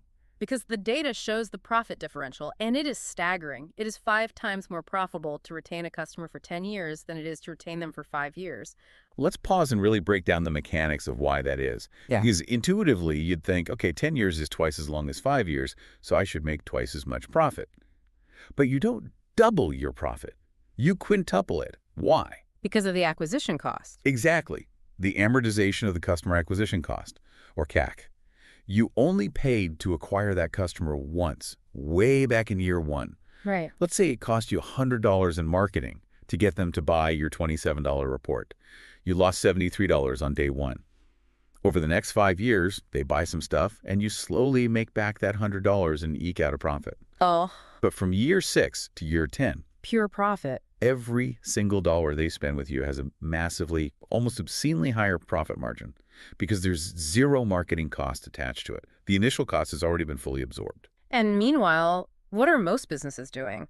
The data shows they spend 5 times as much money out hunting for new cold customers as they do on keeping their existing ones happy. It just seems entirely backward. We're obsessed with the thrill of the hunt, the new lead, the flashy new prospect, while we completely ignore the goldmine of people who have already proven they're willing to give us money. It is backward, and it's driven by a fundamental misunderstanding of human behavior and the cognitive friction of a sale. There is a golden rule in direct response. It is 4 times easier to sell to an existing customer who already knows you than it is to sell to a cold prospect. I want to dig into that mechanism. Why exactly is it 4 times easier? What is happening in the brain? It all comes down to cognitive load and skepticism. Think about the friction involved in acquiring a new customer. When they first see your ad, their brain is inherently defensive. You have to overcome their innate skepticism. Because nobody wants to get scammed. Right. You have to educate them on who you are, what your product is, how it works, and why they should care. You have to build brand awareness entirely from scratch. You have to convince them you aren't a scam, that your checkout page is secure, that you'll actually ship the item.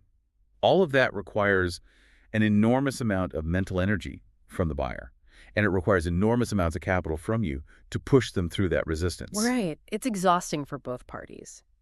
But an existing customer, a level 1 buyer who was astonished by what you delivered, They have already crossed that bridge. They have already taken the risk and seen that it paid off. The friction is just gone. Almost entirely gone.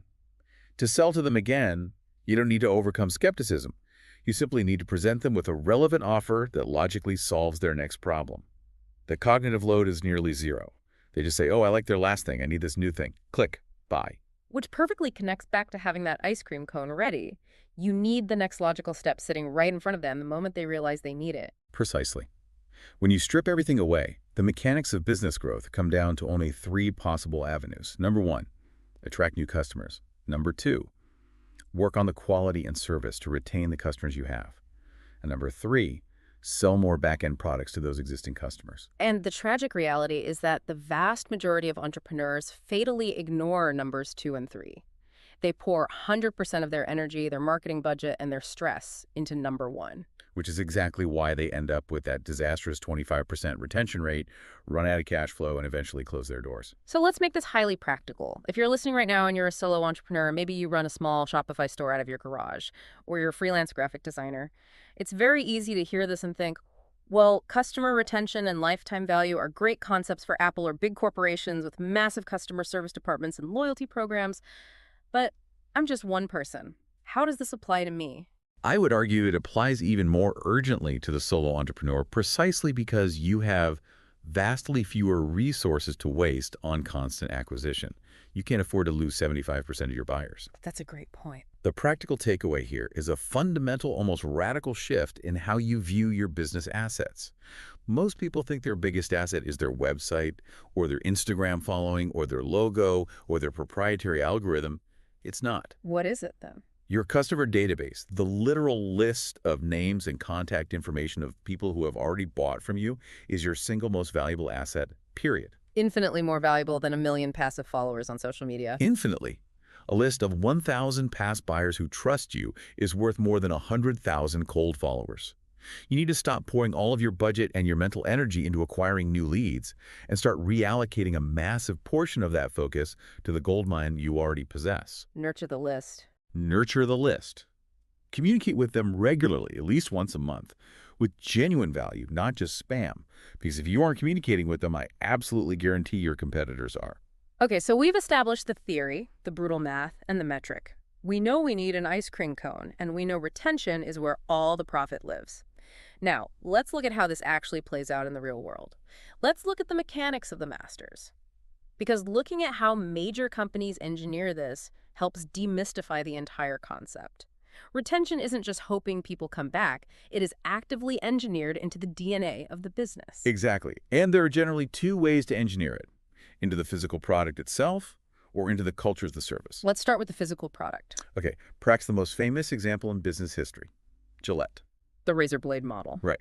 Gillette's entire multi-billion-dollar empire is predicated on the back end. They will sell you the physical razor handle at a remarkably low price. Often, historically, they would even sell it at a loss, or just mail them out for free to young men turning 18. I remember getting one in the mail. Exactly. Why on earth would a company take a massive loss on their primary physical product? Because the handle is just the bait. It's the absolute widest part of the ice cream cone. The true profit, the impenetrable back end, is the blades. Exactly. You buy the razor handle once, but to use it, you must buy their highly proprietary high-margin blades for the rest of your natural life. They engineered the repeat business directly into the physical structural necessity of using the product. We see the same thing with the brand JS&A, specifically Joe Sugarman's Blue Blockers sunglasses. He utilized a product-based retention strategy, but slightly different than Gillette. Yes. Sugarman understood the inherent life cycle of his product. He knew that sunglasses inevitably get lost, they get left in rental cars, they get sat on, they get scratched. It's unavoidable. They have a built-in replacement factor. By providing a truly excellent product at a fair price, he ensured that when that inevitable moment of destruction or loss occurred, the customer's cognitive load was zero. They didn't go shopping for a new brand. They just returned to Blue Blockers to replace what they knew they loved. Okay, so that's engineering it into the physical product. But what if you sell something that doesn't need constant replacing? What if you sell computers or cars? This is where the second lever comes in. Engineering retention through radical service. And the historical anecdote from our deep dive today about Dell computers is just mind-blowing to me. Dell is a phenomenal case study in building a moat of loyalty through service. In their early days of massive growth, they established unparalleled customer support. But they took it to an extreme that drove traditional accountants crazy. Right. The story goes that Dell famously trained and authorized their support staff to help callers solve their computer problems, even if the caller did not own a Dell computer. Yeah. Even if they were calling from a competitor's machine. I mean, if I'm a CFO looking at a spreadsheet, I am screaming, why on earth would I pay my expensive support staff by the hour to provide free tech support to someone who gave their money to my competitor? It sounds like corporate suicide. If you are only looking at the immediate 30-day transactional spreadsheet, it does look insane. But if you view it through the lens of long-term retention math, the 10-year lifetime value we just discussed, and the principle of astonishing the customer, it is absolute pure genius. Let's break down the psychology of that interaction. Imagine I'm a frustrated user in 1996. My computer is crashing. I've been on hold with my own manufacturer for 3 hours, and they finally hang up on me or tell me it's my fault. Out of desperation, maybe because I saw a phone number in a magazine, I called Dell. Right, you're expecting the worst. I fully expect a wall of bureaucracy. I expect them to ask for a serial number and then laugh at me when I don't have one. Instead, a technician says, no problem, let's figure this out, walks me through the BIOS, and fixes my machine in 20 minutes, asking for absolutely nothing in return. What is happening in my brain right then? Your brain is experiencing a massive spike of relief, coupled with a deep sense of reciprocity. The cognitive friction for your next purchase has just been obliterated. Totally obliterated. Dell just proved their competence, their empathy, and their reliability, all before you even enter their ice cream cone. Yeah. So ask yourself, 3 years later, when that computer finally dies and you need to spend $2,000 on a new one, who are you going to buy it from? I am buying a Dell, period. I'm not even looking at another brand. Because my logic is, if this company treats me this incredibly well when I'm not paying them, I can only imagine how, like, royalty they will treat me when I am a paying customer. They essentially bought a 10-year high-margin customer for the cost of a 20-minute phone call. That is the cheapest customer acquisition cost in history. It really is. And we see a very similar culture of service engineering with Honda in the automotive space. Historically, the auto industry average for customer retention, meaning someone buys a brand and their next car is the same brand, hovered around a dismal 50%. It's a coin flip. But Honda managed to achieve over 70% retention. Which, given the price of a car, translates to billions of dollars in profit differential compared to their competitors. How did they do it? By understanding that the moment the customer drives the car off the lot is not the finish line of the sale, it is the starting line of the relationship. Wow, the starting line. They focused intensely on having excellent, transparent, highly reliable dealership service. The maintenance, the oil changes, the way the service manager speaks to the customer over the next 5 years, that ongoing experience is what actually determines if they buy a Honda again.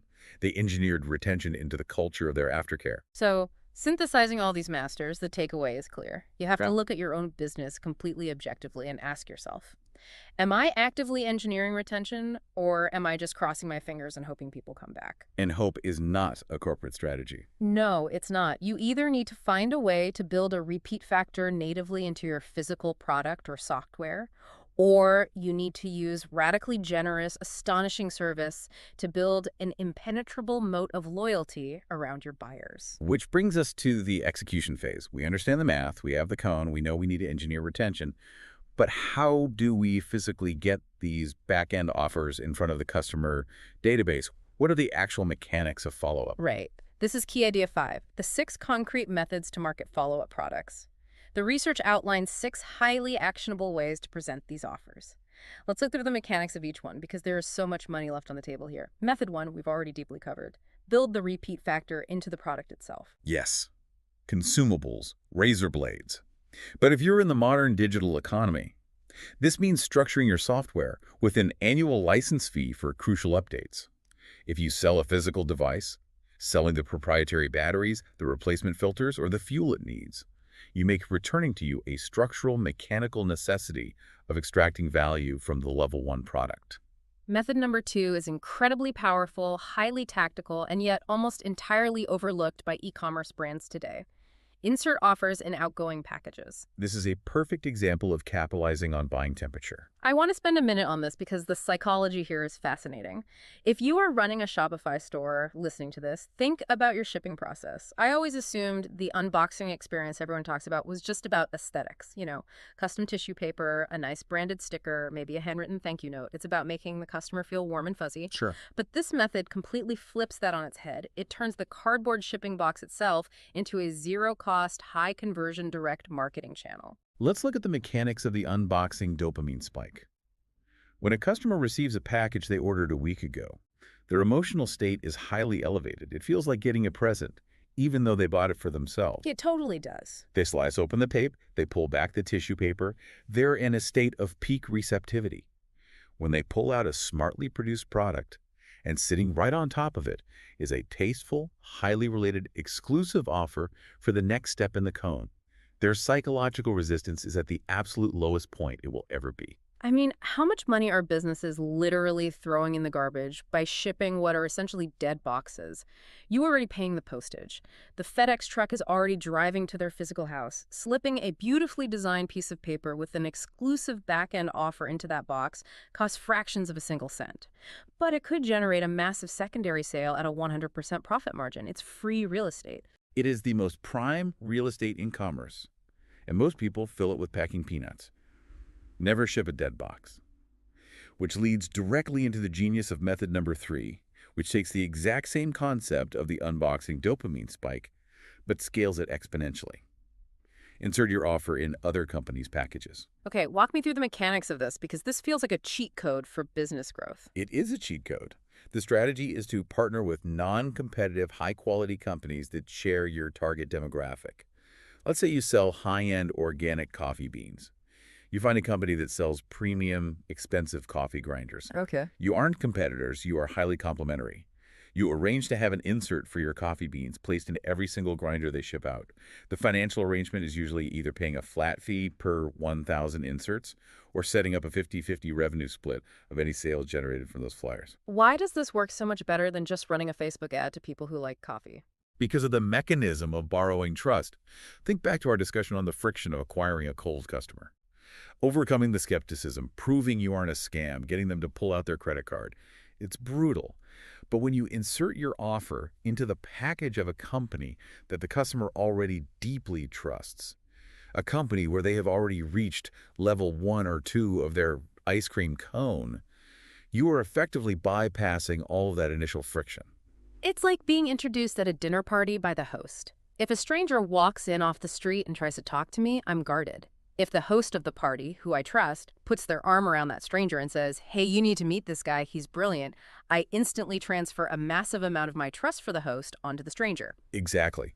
If a premium brand I trust implicitly sends me a physical package I've been eagerly waiting for, and inside that box there is an endorsement or an exclusive offer for your product, I subconsciously transfer that brand's credibility onto you.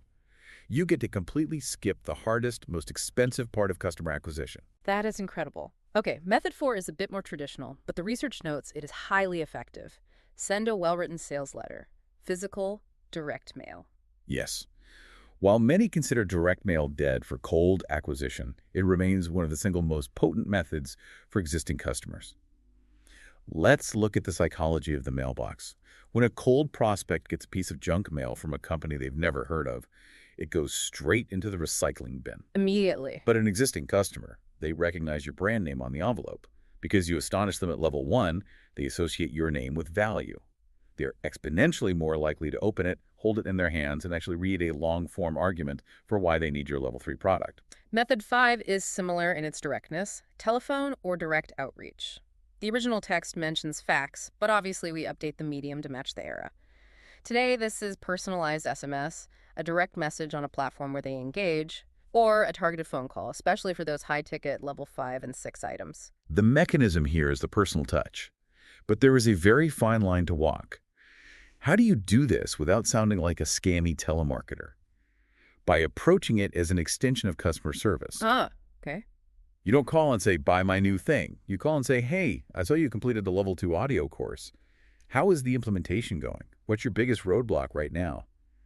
You diagnose the problem, and then you offer the level 3 boot camp as the logical solution to the roadblock they just admitted they have. It feels like consulting, not pitching. And finally, method 6. Add information to your website and follow up any inquiries generated there with a targeted communication funnel. Right. Most businesses treat their website like a static digital brochure, which just sits there. A properly engineered website should be an active, dynamic part of your back-end funnel. When an existing customer logs into their portal or visits a specific resource page, the site should dynamically present them with the next logical step in their specific ice cream cone, capturing their interest and funneling them toward the next purchase. So if we synthesize all 6 of these methods, the practical everyday takeaway for you listening is a rule you should write on a sticky note and put on your monitor. Never send a communication, an email, or a physical package to a customer without including a tasteful, highly related offer for the next step in their journey with you. Never. Every single touch point is an opportunity to gently guide them further down the cone. Every interaction must have a purpose. You are constantly building the relationship, proving your competence, and offering the next logical solution to their evolving needs. So let's take a massive step back and look at the entire architecture we've uncovered today in this deep dive. We started by identifying the fatal trap of the one-product business and the obsession with the launch. We mapped out the ice cream cone theory, realizing that the sole purpose of that $27 entry-level product isn't profit, but the absolute astonishment of the customer, earning you the right to walk them down to a $5,000 retainer. Right. We looked at the brutal math of retention, realizing that keeping a customer for a decade isn't just a nice customer service goal. It is the mathematical engine of quintupled profit due to the amortization of acquisition costs. We analyzed how giants like Dell and Gillette engineer loyalty into their very DNA, either through physical necessity or radical frictionless service. And we walked away with 6 tangible mechanical methods to execute this, from leveraging the unboxing dopamine spike with zero-cost inserts to borrowing trust from other brands. When you connect all of these seemingly disparate pieces into the bigger picture, it all boils down to one fundamental, paradigm-shifting realization about commerce. And what is that realization? It is the understanding that the soul of an everlasting company is the realization that a business is not a series of disconnected, isolated, transactional events. It is an ongoing, living relationship. If you view that very first sale not as the finish line to cross, but merely as the widest part at the top of an ice cream cone, as the gateway to a decade-long journey of delivering astonishing value, your business will fundamentally transform. You'll build a moat around your customers. You will never run out of cash flow, and more importantly, you will never run out of loyalty. It completely changes the game. It changes everything about how you operate daily. You stop frantically hunting for the next quick kill to make payroll, and you start systematically farming for long-term yield. Beautifully said. But, well, here is the catch. To get people to the top of that ice cream cone in the first place, to begin that beautiful, highly profitable, decade-long relationship, you still need to get them to walk through the front door.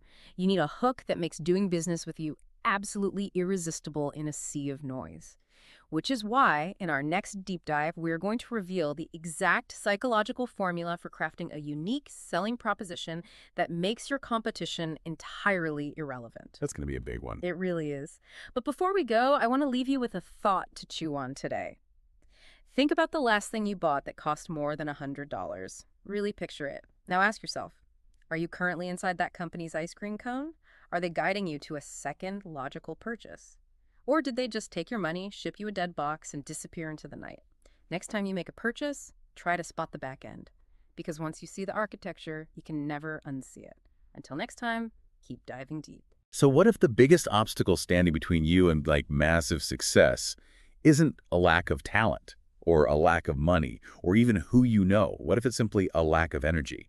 Right. It's a premise that really forces you to totally reevaluate how you build a business or, any major project for that matter. Yeah. We direct almost all of our attention toward acquiring external resources, things like capital, software, personnel, and we completely ignore the internal engine that you actually need to operate them. Exactly. And in this deep dive, we are exploring a vital chapter from our source material focused on exactly that internal engine. It's called How to Generate Energy, the Fuel of Success. It's such a crucial topic. It really is. You're going to learn why personal vitality is this hidden mechanism behind business triumphs, We'll cover how to identify the invisible psychological leaks draining your daily enthusiasm and specific strategies to generate boundless energy on demand. Because without that fundamental fuel, I mean, even your most brilliant market-disrupting strategies, they're just going to stay completely parked. Right, stationary. And we see this all the time, right? Yeah. Business literature is usually obsessed with marketing funnels, accounting practices, supply chains. But the text we're analyzing today pivots sharply away from that. Yeah, it tackles the biological and psychological reality of the entrepreneur, which is refreshing. It is, but okay, let's pause and examine this critically right out of the gate. Because I know what some of you listening are thinking. Does the text overstate this? Oh, for sure. People are skeptical. Right. Like, if you have a fundamentally superior product and, say, millions in venture capital, can something as seemingly trivial as just being tired actually ruin the business model? It's the natural skepticism anyone with a solid business plan would have. You just assume that the spreadsheet logic will carry the day, regardless of how the founder feels. Yeah, exactly. The numbers should work, right? Right. But the text argues that strategy, capital, and the product, those are merely the vehicle. Energy is the fuel. And to illustrate this, the source uses a quote from the legendary football coach Vince Lombardi. He said, "Fatigue makes cowards of us all." Wow. Fatigue makes cowards of us all. That is a really intense observation to apply to corporate strategy. Yeah, it's heavy. Let's break down what that actually means in the context of building a company. Well, if we look at the mechanics of decision-making, it makes perfect sense. I mean, think about the daily reality of an entrepreneur or a leader. You are constantly required to make difficult choices that involve high degrees of friction. Oh, constantly. Right. You have to negotiate with aggressive vendors. You have to fire underperforming staff. You have to cold call investors who, will likely reject you. Or maybe you have to scrap a $50,000 marketing campaign because it's just not working. Which hurts. It does. And doing those things requires a massive amount of psychological courage and resilience. And when your energy is depleted, I guess you just avoid the friction. Exactly. When your physical and psychological reserves are at zero, you can't write compelling copy because your brain just can't summon the creativity. You can't make effective sales calls because you lack the baseline enthusiasm to transfer to the prospect. You're just flat. Totally flat. Yeah. And you certainly cannot project the quiet confidence you need to lead a team through a crisis. Without energy, the human brain automatically defaults to safety and energy conservation. You retreat. You start choosing the path of least resistance. Right. Instead of making that terrifying phone call that could land a major account, you decide to, spend 3 hours rearranging the formatting on a spreadsheet. Yes. Because it feels productive, perfect. right? But it requires literally zero courage. Precisely. And a business operated purely on the path of least resistance inevitably stagnates. The cowardice Lombardi is talking about, it isn't a moral failing, it's a biological imperative. Your brain is just trying to save a depleted resource. That makes so much sense. And the source actually presents this reality through a very stark mathematical formula for achievement. It posits this: talent plus energy equals big success. Right. Conversely, little talent plus energy equals modest success. But the critical variable, the trap that catches so many highly intelligent people, is this one. Big talent plus no energy equals failure. It's a sobering equation because it systematically dismantles the common excuse of, oh, I'm just not talented enough. Right. While simultaneously deflating the ego of the highly gifted person who assumes their raw intellect just guarantees their success. Yeah, the text frames your raw aptitude as a multiplier, but energy is the base number. If the base number is 0, it doesn't matter how large the multiplier is, right? The final output remains 0. Exactly 0. To visualize this, I was thinking about it like computing power. So imagine you have a state-of-the-art processor capable of billions of calculations per second. That processor represents big talent or high IQ. Okay, I like this. But if you restrict the power supply to that processor, which represents no energy, the system will heavily throttle its performance just to keep from shutting down. Right, it can't run at full capacity. Exactly. It'll lag, it'll crash, and it will be completely outperformed by an older, cheaper, less sophisticated processor that is connected to a steady, optimal power supply. The older processor gets the actual work done. That is an excellent way to conceptualize it. The processing power is completely irrelevant if the motherboard isn't receiving electricity. And what's remarkable is how heavily our culture ignores the power supply while obsessing over the processor. Oh, 100%. We heavily index our societal value on aptitudes. We track IQ scores, we obsess over prestigious degrees, and categorize people by cognitive gifts. Right, but the text emphasizes that high performance in the entrepreneurial space requires the stamina to endure immense operational friction. Because the environment of a startup is inherently hostile. It's not some academic exercise where you get graded on the elegance of your business plan. No, not at all. It is a persistent gauntlet of rejections, logistical nightmares, and financial stressors.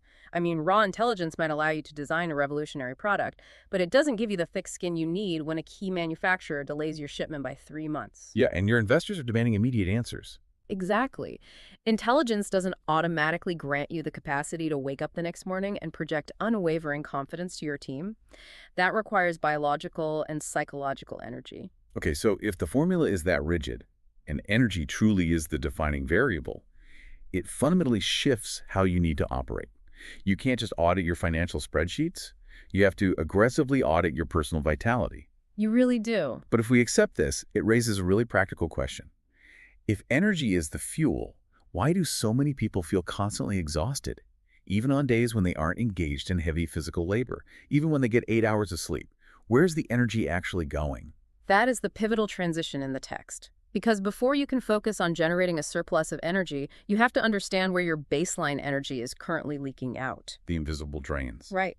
The source makes it clear that human energy is a finite daily resource. So before attempting to increase the overall capacity, you must stop the defensive bleeding. The text identifies several massive, often completely invisible drains that are just quietly emptying our reserves. Let's dissect these because some of the mechanisms behind them are highly counterintuitive. The source points to negative self-talk as perhaps the most severe factor, draining energy faster than almost anything else. It's huge. It categorizes these as internalized messages absorbed from society or parents' beliefs like, money is the root of all evil, or you should just get a safe, steady job, or even starting a business is too risky for someone with your background. We really need to look at the cognitive load this creates.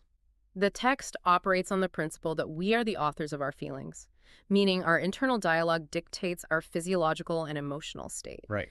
When you engage in chronic negative self-talk, you are essentially running massive, conflicting software programs in the background of your mind.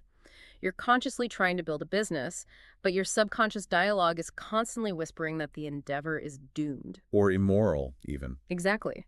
And fighting that internal friction consumes immense amounts of psychological fuel. But, okay, there is an inherent tension there, isn't there? Isn't a rigorous degree of self-criticism kind of required for success? How do you mean? Well, if you want to improve, you have to audit your mistakes. If an entrepreneur simply tells themselves they are flawless, they develop massive blind spots and fail. Where is the line between productive critique and the kind of self-talk that drains your vitality? That's a great question. The source makes a crucial distinction here between objective analysis and psychological punishment. Objective analysis is dispassionate. Okay. It looks at a failed marketing campaign and says, the conversion rate on this landing page was 2%. The headline failed to capture attention. I need to study copywriting and rewrite it. That makes sense. It's structural. Right. It's solving a structural problem that actually generates a sense of control and momentum. You're addressing the behavior or the output, not your identity. Oh, I see. Psychological punishment, on the other hand, attacks the identity. It looks at the exact same failed campaign and says, I am a failure. I have no idea what I'm doing. Everyone else is smarter than me, and I'm going to go bankrupt. Ouch. Yeah, that feels completely different. That kind of relentless internal berating destroys self-esteem. And when self-esteem plummets, your brain interprets the environment as a threat. It triggers stress responses that physically exhaust your body. Objective analysis keeps you agile. Psychological punishment makes you physically heavy. That distinction is incredibly useful. It's literally the difference between debugging the code and smashing the computer with a hammer. Exactly. So moving to the second major drain, we encounter a concept regarding physiology. The mind-body connection, which is often severely misunderstood in business circles. It really is. The text highlights a statistic that kind of demands attention. 54% of our emotional state arises from our physiology. Over half. Over half of how you feel emotionally at any given moment is dictated by what your physical body is doing. And to prove this, the source suggests a physical experiment. Yeah. You stand up, slump your shoulders forward, collapse your chest, look down at the floor, and shuffle slowly around the room. And it asserts that within 1 minute, your mood and your energy will completely crash. So why does this happen? Well, to understand it, we have to look at what the text is drawing from, which intersects heavily with neurolinguistic programming, or NLP, and embodied cognition. Okay, NLP. Right. NLP basically studies how our language, both verbal and nonverbal, programs our nervous system. For decades, the common assumption was that causation flowed in one direction. You experience an emotion, and your body reacts to it. Like you feel sad, therefore your shoulders slump. Exactly. You feel defeated, so you look at the floor. But the text argues it is a two-way street. It's a feedback loop. Yes. When you adopt the physical posture of a depressed, exhausted person, you are sending a mechanical signal directly to your brain. Your brain reads the compression in your chest, the downward angle of your gaze, the shallow breathing, and it interprets those physical cues. It says, oh, we're in a posture of defeat. We must be experiencing defeat. Exactly. And then it releases the corresponding neurochemicals, lowering testosterone, raising cortisol, reducing serotonin. Your energy drains out not because you were initially thinking a depressing thought, but because you built a physical container for exhaustion. And your brain just filled that container with the appropriate chemicals. Now, when you apply that to the modern knowledge worker, it's actually quite alarming. I mean, think about the posture most of us adopt for 8 to 10 hours a day. We're hunched over laptops, shoulders rolled forward, chests compressed, staring slightly downward at a screen. Right. We're physically mimicking the exact posture of defeat and exhaustion for the entire workday. We're continually signaling to our nervous system that we are depleted. The brain just complies with the instructions it's receiving. Exactly. So if you want to stop this specific energy leak, you have to become acutely aware of your physical carriage.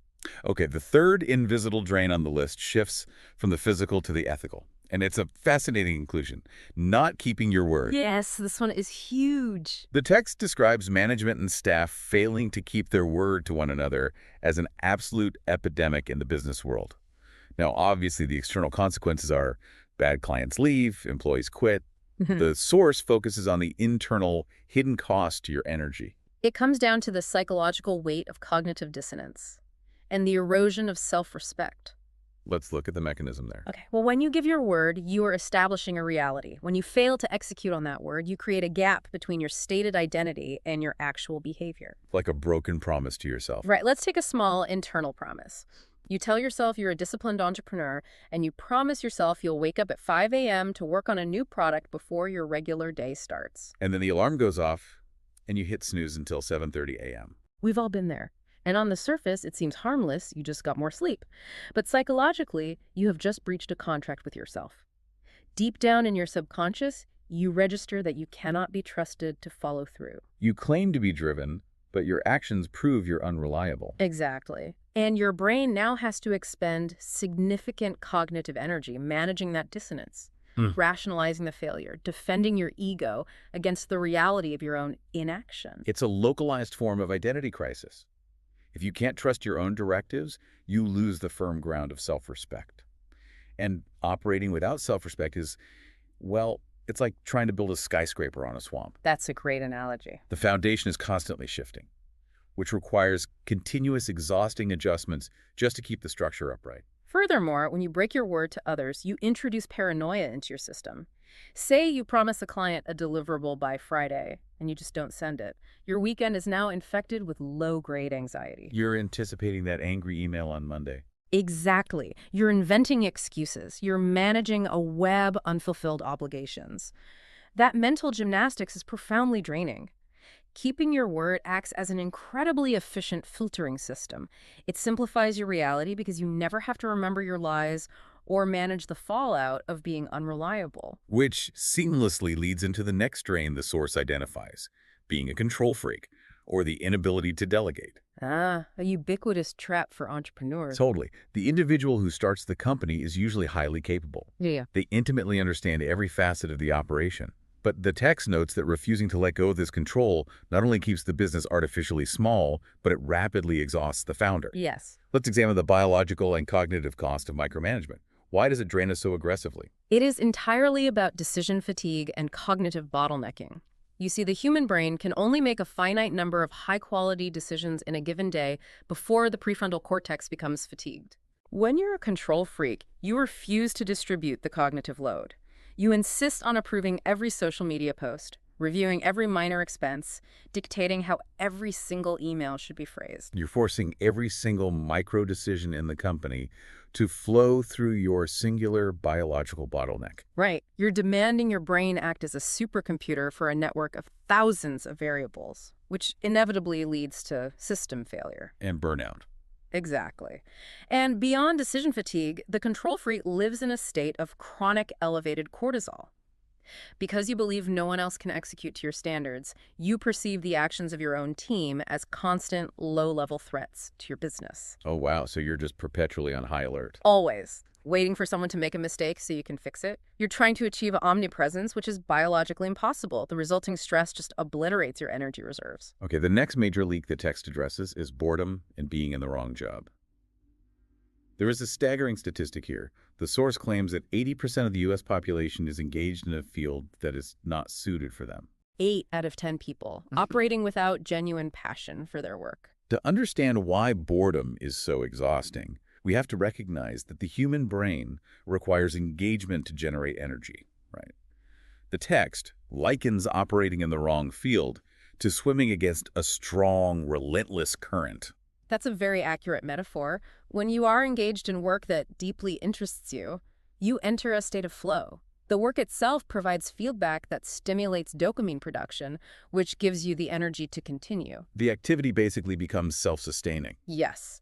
But when you are in the wrong job, the work provides zero internal reward. So you have to manufacture the motivation through sheer willpower every single morning. And willpower is an incredibly expensive cognitive resource. It's like running your car's engine strictly off the battery instead of the alternator. You can drive for a few miles, but eventually the battery will die because nothing is recharging it. Apathy and boredom are not neutral states. They are heavily taxing because you're constantly suppressing your natural inclinations. Rounding out the primary list of invisible drains, the text points to environmental toxins, specifically negative people and a poor diet. Right. The people you surround yourself with act as an external operating system. If you're surrounded by pessimistic individuals who reflexively shoot down ideas, who focus entirely on risks, and who constantly complain, you're forced into a defensive posture. You have to spend your vital energy defending your vision, justifying your optimism. Exactly, protecting your mindset from their cynicism. And energy spent defending your baseline is energy not spent executing your strategy. And on the physiological side, the text makes a very grounded point about diet. Consuming heavy, high-fat, low-complex carbohydrate meals, particularly with alcohol, inevitably leads to a massive drop in energy, the classic afternoon slump. The mechanism there is purely biological. Digestion is one of the most energy-intensive processes in the human body. When you consume a heavy, difficult-to-digest meal, your autonomic nervous system diverts massive amounts of blood flow away from your brain. It all goes straight to your stomach. Right, to your gastrointestinal tract. So your cognitive function literally slows down because the physical resources required for sharp thinking are busy digesting lunch. So the synthesis of this entire section on invisible drains is that you cannot fill a compromised vessel. You have to conduct a ruthless forensic audit of your daily life. You have to track your energy like a forensic accountant tracks missing money. That is perfectly said. Notice the specific moments when you suddenly feel hollowed out. Was it immediately after talking to a specific friend who constantly complains? Was it an hour after you broke a commitment to yourself? Was it after spending 40 minutes micromanaging an employee's perfectly adequate work? You have to identify your personal points of cognitive and physical friction and systematically eliminate them. Because once you've patched the leaks, once you've stopped the hemorrhaging of your baseline vitality, you're finally in a position to shift from defense to offense. You can begin manufacturing a surplus. This is where it gets really exciting. Yes. This transitions us into the third major phase of the chapter's framework, proactive tactics for generating boundless energy. The source argues that high-level vitality is not just about getting adequate rest. It's about adopting specific operational and psychological habits that actually act as engines. Deliberate mechanisms for overclocking the system safely. To illustrate this, the text relies on a profound historical anecdote involving Andrew Carnegie and Charles Schwab. We really need to set the context here to understand the gravity of this. Andrew Carnegie was, at the time, one of the wealthiest men in American history, essentially the architect of the modern steel industry. A titan. And he was overseeing this massive, chaotic, rapidly expanding empire. Now, Charles Schwab was a younger executive rising through the ranks, and the story goes that Schwab observes Carnegie working frantically, buried under mountains of obligations, and clearly overwhelmed by the sheer scale of his responsibilities. So Schwab recognizes that Carnegie is suffering from massive cognitive friction, and he approaches him with a proposition that is incredibly audacious. Schwab tells Carnegie, "I can teach you a simple method that I guarantee will simultaneously increase your productivity and leave you less tired at the end of the day." Which is a bold promise to make to Andrew Carnegie. Right. He says, if you use it and it works, you can pay me $25,000. If it doesn't work, you owe me absolutely nothing. And we really have to adjust for inflation to understand this. $25,000 in the late 19th century is roughly equivalent to nearly $1 million today.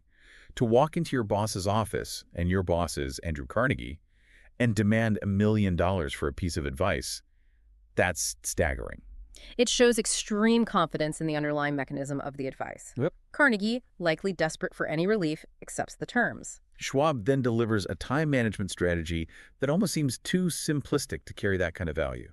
He tells Carnegie, "At the end of each workday, write down the 6 most important things that need your attention tomorrow. The next morning, start with item number 1. Do not allow yourself to move to item number 2 until item number 1 is completely finished and crossed off. Repeat this down the list. Do not allow yourself to work on anything else." And the historical outcome is well documented.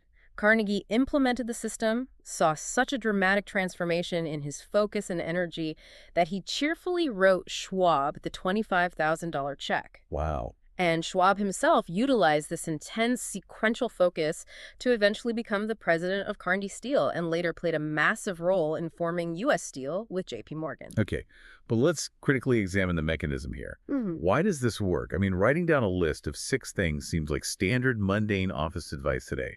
How does a simple constraint like a 6-item list actively generate physiological and psychological energy? To understand the power of the 6-item list, we have to look at a psychological phenomenon known as the Zeigarnik effect. The Zeigarnik effect. Right. It's a principle in psychology that states that people remember uncompleted or interrupted tasks better than completed tasks. When you have dozens of unresolved responsibilities, your brain keeps all of those open loops active in your working memory. It is constantly reminding you of what you haven't done. Which creates an open-loop nightmare. Exactly. Your brain is essentially juggling 50 glass balls, terrified of dropping any of them, which consumes immense cognitive processing power. That's it. The 6-item list functions as a psychological offloading mechanism. When you write the tasks down, you're telling your brain you no longer need to hold these in active memory. They are safely stored on this paper. That immediately reduces cognitive load. But the real energy generation comes from the sequential constraint, right? The rule that you cannot move to number 2 until number 1 is finished. That is the crucial element. It eliminates decision fatigue. When a typical person arrives at work, they look at an inbox of 200 emails, a massive project file, and a blinking voicemail light. They spend the first hour of their day just trying to decide what to do first. Oh, I've been there. Every time you switch tasks, you burn energy. Schwab's method turns the brain into a laser. By pre-deciding the night before and forcing absolute sequential constraint, all of the energy usually wasted on prioritization and context switching is channeled purely into execution. When you remove the friction of deciding, the engine runs incredibly hot and efficient. Constraint creates power, much like a nozzle focuses the diffuse spray of a hose into a high-pressure stream. Exactly. You aren't just managing time. You are aggressively managing cognitive load. That clarifies the mechanics beautifully. So let's explore the other specific generators or refills that the text outlines.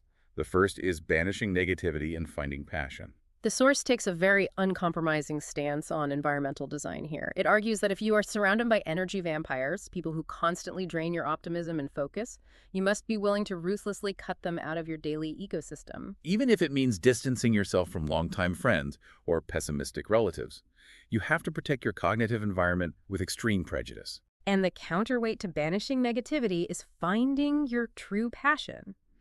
The text advises looking for a field or a mission that you feel so strongly about, you would gladly execute the work for free. Because when you align your daily actions with your deep intrinsic interests, you tap into a self-renewing energy source. You're no longer swimming against the current is carrying you. Right. Now, the next generator introduces a fascinating paradox. operating on the edge of fear. Okay, this sounds inherently contradictory to everything we just discussed about stress and cortisol.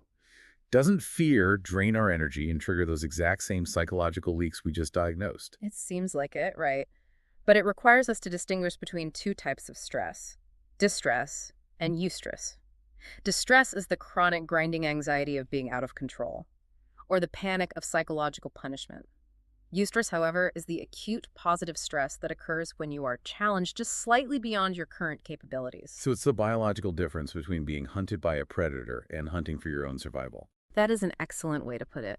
When you push yourself out of your comfort zone, when you make the pitch to the intimidating investor, when you launch the product you aren't completely sure is ready, your body releases adrenaline. Right. In the context of eustress, adrenaline sharpens your focus, increases oxygen flow to your brain, and makes you incredibly alert. The text argues that living in a state of comfortable boredom leads to lethargy. Operating on the edge of fear, where the stakes are high but meaningful, keeps the nervous system optimally engaged and electrified. The physical sensations of anxiety and excitement are nearly identical in the body, aren't they? The context and your mindset determine whether that arousal paralyzes you or propels you forward. Precisely. The next strategy for generating energy loops back to a concept we discussed earlier: keeping your word, but this time paired with the practice of tough love. We discussed how breaking promises leaks energy. How does keeping promises actively create new energy? It goes back to the physics of friction. The text suggests committing to your promises so deeply that everyone in your orbit knows you will execute your commitments unless you were to die. That's a high bar. It is. But when you establish that absolute ironclad reputation and you combine it with what the source calls tough love, which is the willingness to express your true thoughts and critiques clearly, immediately, and respectfully, you forge a high-trust environment. And high-trust environments operate at maximum velocity. Completely. Think about the energy wasted in a typical corporate environment. People tiptoe around unspoken resentments. They hold endless meetings just to decode what the boss actually meant. They draft elaborate emails just to cover their own liability. That is massive systemic friction. Right. But when you practice extreme integrity and direct tough love, you eliminate the politics. Everyone knows exactly where they stand. You never have to spend energy remembering the narrative you spun. The resulting frictionless environment frees up an astonishing amount of collective energy that can be directed entirely toward growth. Speaking of building that environment, the text offers a very specific operational strategy for building teams: hire slow, fire fast. The logic here is that retaining low-performing employees or brilliant employees with toxic attitudes acts as a continuous drain on the founder's vitality. Every time you have to manage a personality conflict or redo substandard work, you are bleeding fuel. So the text advocates for a paradigm shift. Yeah. Treating the hiring process not as an administrative HR function, but as a critical marketing and culture-building function. Yes. And the text provides a highly specific, penetrating interview question to facilitate this. It suggests asking every single candidate, what are the 5 books you've read that have had the most impact on your life, and why? Let's analyze the architecture of this question. Why is this so effective? It's a brilliant behavioral filter because it cannot be bypassed with a rehearsed standard interview platitude. You can't just answer yes or no, and you really can't fake passion for a book you haven't read deeply. It immediately reveals the candidate's internal software. It forces them to reveal what they value, what ideas have shaped their worldview, and most importantly, whether they possess a fundamental drive for self-education. Exactly. If a candidate is applying for a high-level position and they cannot articulate the impact of a single book, or if they struggle to name anything they've read since college, it indicates a lack of intellectual curiosity. Right. Building a team composed of curious, self-directed learners, what the text implies as surrounding yourself with eagles rather than turkeys, generates massive momentum. When you don't have to constantly supply the motivation for your team because they are intrinsically driven, you preserve your own energy. And when you successfully assemble that team of highly driven individuals, the source introduces the next mandate. Yeah. You must share the wealth. Because the lone genius model is just unsustainable for massive success. If you want to attract and retain highly energized, capable people, you cannot hoard the upside. You have to give them a tangible piece of the action. This could take the form of equity, robust profit-sharing models, or aggressive performance bonuses. By enriching others, you distribute the emotional and psychological weight of the enterprise. Yeah. You aren't dragging the sled alone.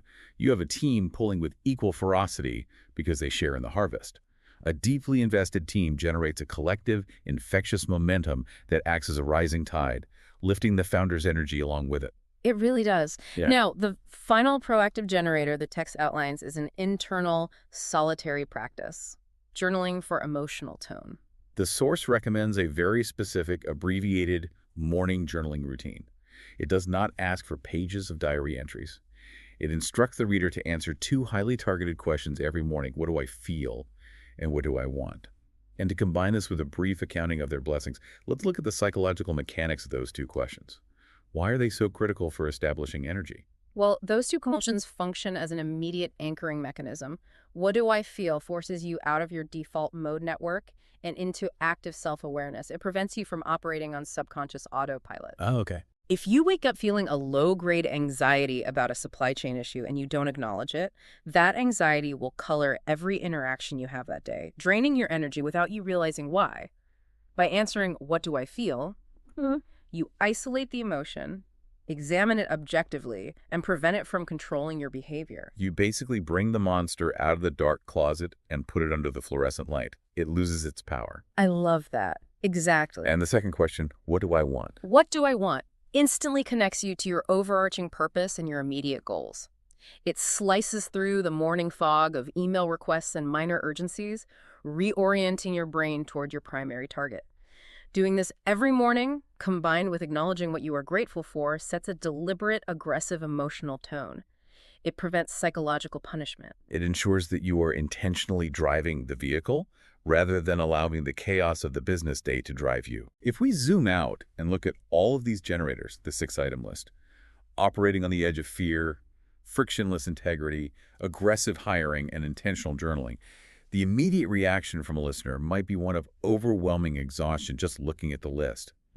How does one implement this without triggering the exact cognitive overload we are trying to avoid? The source is explicitly clear on this point. You are not supposed to implement this entire system overnight. Attempting to overhaul your entire psychological architecture in 24 hours will just lead to massive decision fatigue. Right, which defeats the purpose. The strategy is isolation and gradual integration. You pick one lever to pull today. You decide that tonight you will write down the 6 items for tomorrow, and you focus only on that. Or you decide that tomorrow morning you will simply ask yourself those 2 journaling questions. You build the engine one component at a time. Which brings us to the ultimate synthesis of this entire chapter. If we distill all of the biology, the psychology, and the historical anecdotes we've analyzed today, what is the core, unshakable insight the source wants the reader to internalize?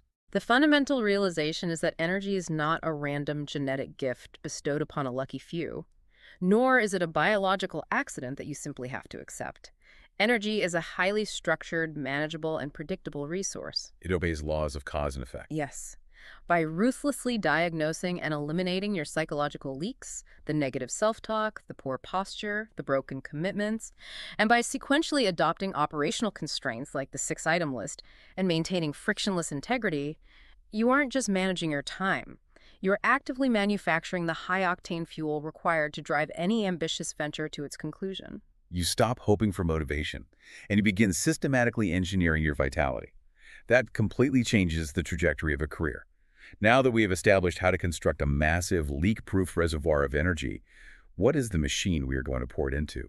In our next deep dive, we will turn the page and explore the text's $10 million sales secrets, breaking down the exact frameworks required to convert all of this newly manufactured vitality into tangible, highly profitable results. But before we conclude this session, I want to leave you with one immediate physical application of everything we just discussed. Recall the mechanism we explored regarding neurolinguistic programming and the mind-body connection, the reality that over half of your emotional state is dictated by your physical container. Oh, this is so important. Take a moment right now, wherever you are listening, and run an audit on your physiology.